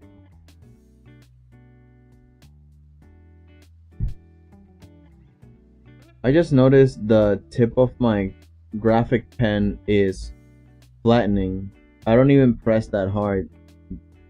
That an issue. Yeah, mine too. This is why my tablet comes with extra nibs. You can actually pull off the tip off the pen and put a new one in it. They sell them. They sell like extra nibs for your pen. Although I do need a new pen. It's broken in half. But the good thing about this XP pen is that half of it is for drawing. The other half is for erasing. But I never use the eraser. So it's kind of like, you know, it's like whatever. It cut in half and it's like, I don't really care. But I mean, yeah, it's kind of messed up, so I need a new pen. Thorn debut when? That's my question. When? As soon as I can. Yeah. Thorn has been busy. We've talked and we've managed maybe like moments where he can do stuff and whatever. It has very busy. But, you know, give him time. As soon as I get the guts, the glory, and the savvy. No, yeah. But you got it. You're charismatic. But I know that, you know, stuff is hard. You'll get it. I believe in you. I believe. Oh, and this is not working because this is from like the old, and it's messing up my lights. So I gotta. Okay, I think I can confidently mix them up. Control, paste, multiply, and then I can restart doing the.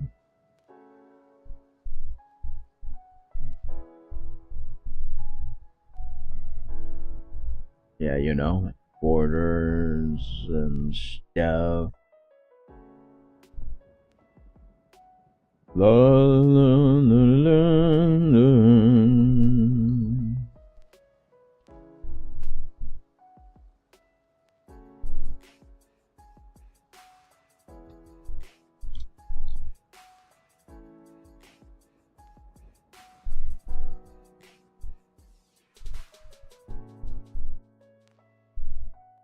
La, la, la, la, la.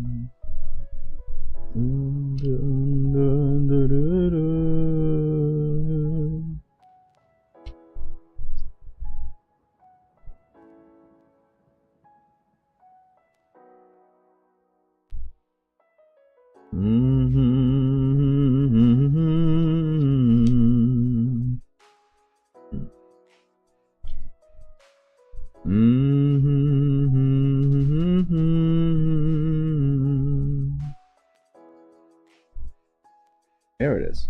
I was looking for you. Okay.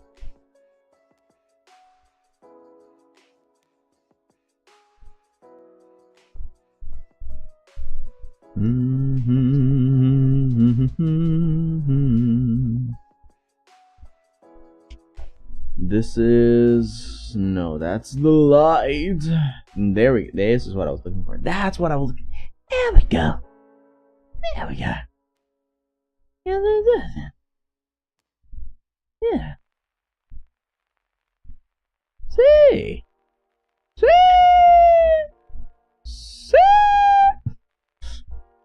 Just gets very higher progressively. Very excitable.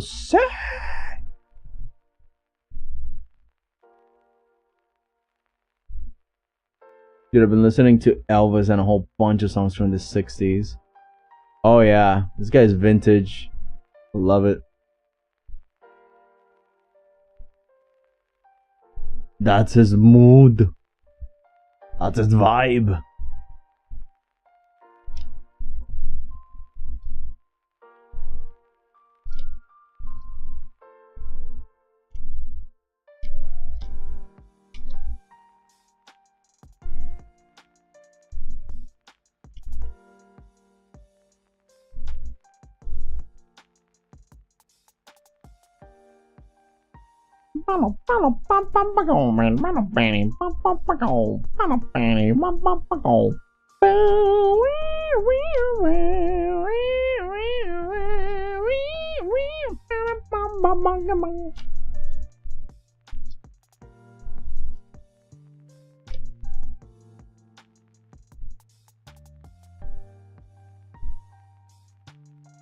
Speaking of which, you had any recommendations since you've been on that high for a while? Anything we should listen to? The classics. So it's not to forget our culture.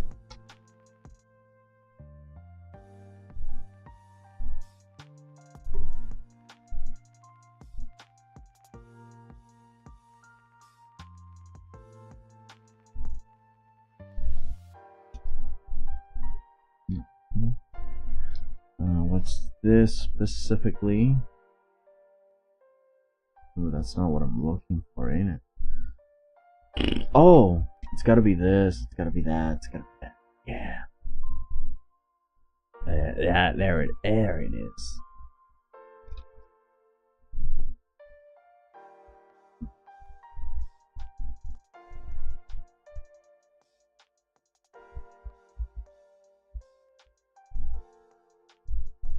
Yeah, that was what I was looking for. Okay. Recommendations? Oh, buddy. In case any of the lovely viewers likes the 60s. I got a few from the 60s and a few from the 70s and shoot away. Oh god, it's already 4:48. Oh my god. Can't believe this.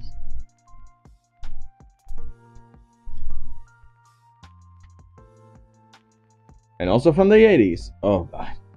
The entire catalog. No. Ooh-wee.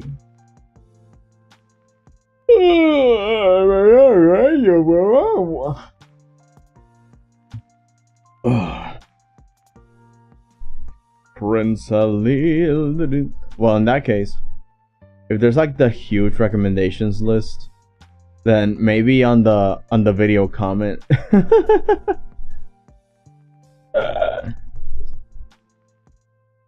Welcome back, Foxy. Welcome back, plus. We're almost ending for today, cause it's pretty much 4:50, and it's almost 5 o'clock in my end. And when that time comes, you know what happens. Actually, because we have to go by Thursday or Wednesday, we will be packing from today and tomorrow. And that's the thing. Tomorrow, I'm planning to play Ori, right?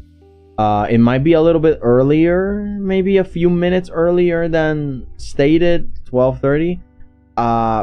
Mainly because I don't know if there will be anything left for me to pack or do. So, you know, I will do my best to be there on time and do the stuffs. Excuse me. But yeah, there's a big fat maybe that I might not be able to do it versus I might be able to do it. But anyway, you can wait out and again, this is one of the reasons why I kept it like low stakes. Oh, just play a game and it's not much of a worry.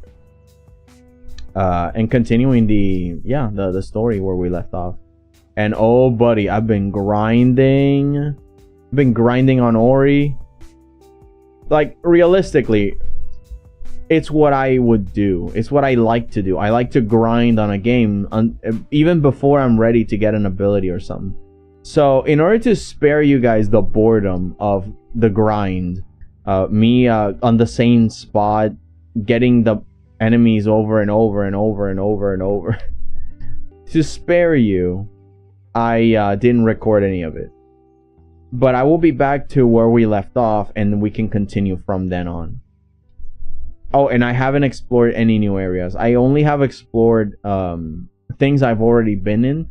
I've accidentally opened new doors, and I'm like, oh, yeah, no, I'm not going in there. You know, otherwise, I will trigger a story thing, and you guys might miss me reacting to it. So, yeah, no. Oh, you guys have... Hang on, let me go back. What did I miss? Oh, this sounds tired, like he just woke from...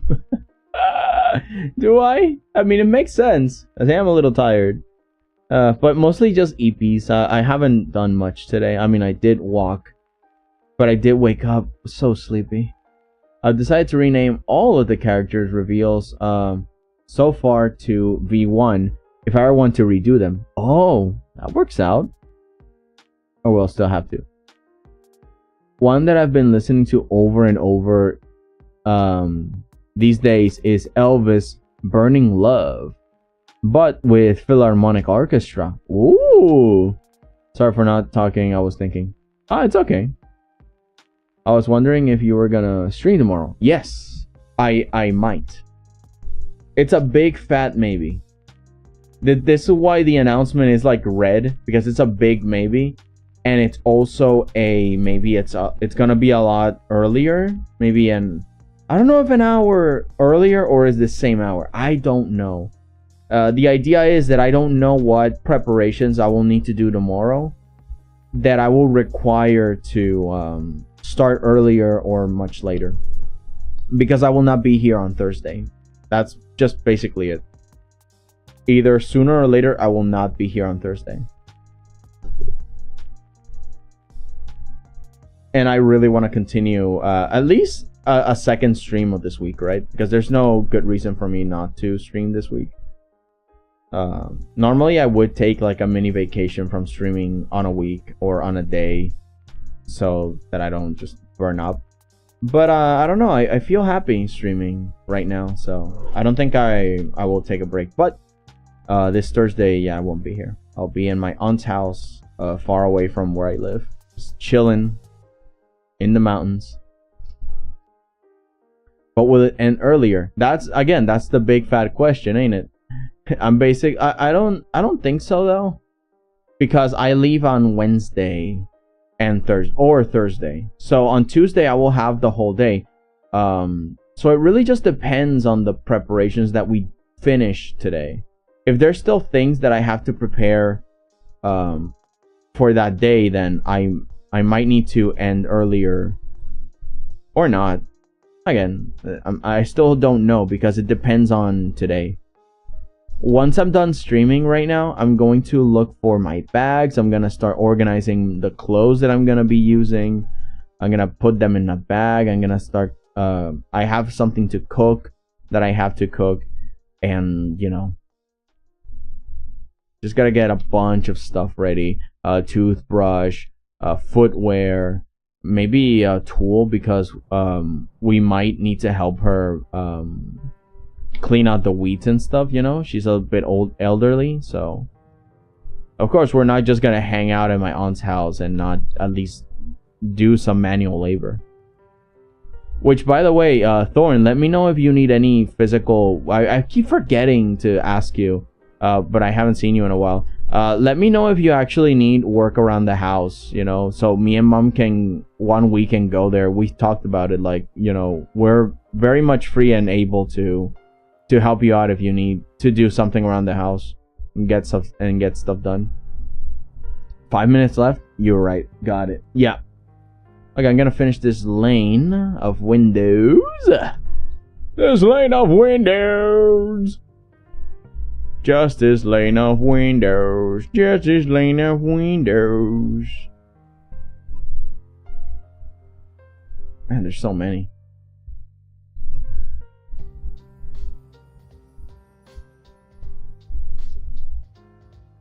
Da da da da da da da. Da da da da da da da. Da da da da da da da da da da da. Thanks a lot, buddy.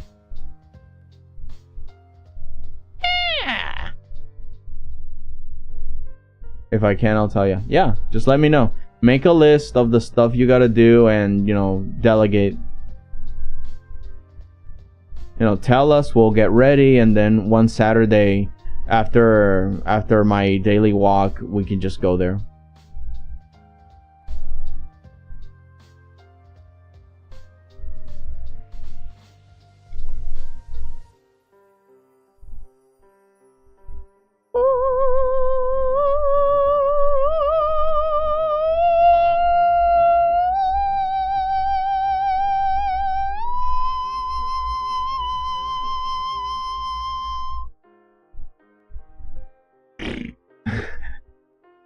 Sometimes music like that make me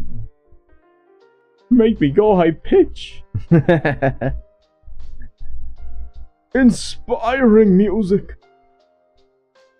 So shiny. So very shiny. Dude. Okay. Oh, I'm doing it, yeah. Beautiful.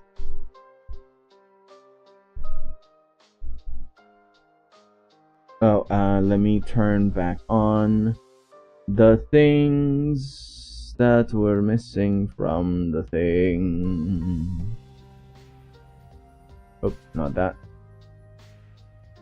Yeah, that. And there was... there we are.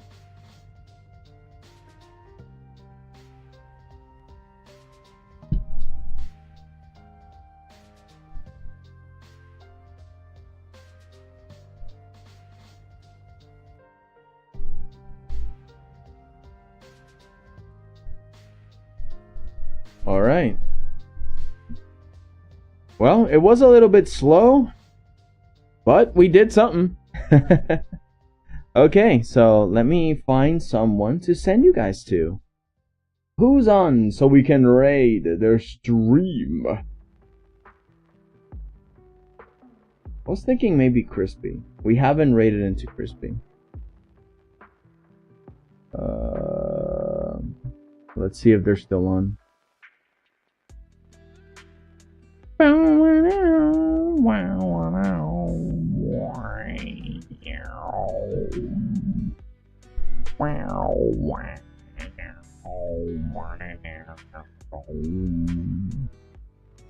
Okay, so we have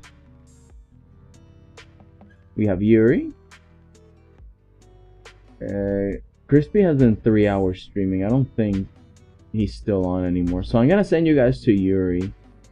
Otherwise, I would have sent you guys to them.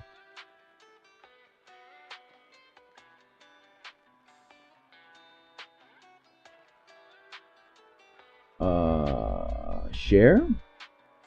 Here's the link. Here's the link to her stream. And here's the raid message. Whoops. Hang on, let me move that to the side.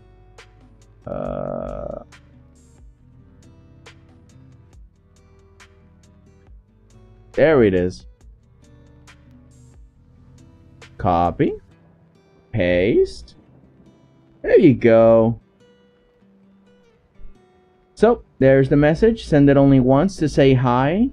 And yeah, hope to see you guys later. Hope everyone has a wonderful night, evening, dusk. You better take care of yourself. Yeah, the same thing with you guys. Happy to have you here every single time. And I'll be seeing you next week. Hopefully we'll continue this. And maybe play some more games. Yeah. I got other plans too. I want you guys to, at some point, I do the idea that I think it was... Oh my god, one of you guys suggested the magma so we can all draw in the same canvas. I want to do that. I want to plan that. But yeah, at another time, I will figure it out. And as per usual, I will see you in another day, another episode. Goodbye. Bye, guys.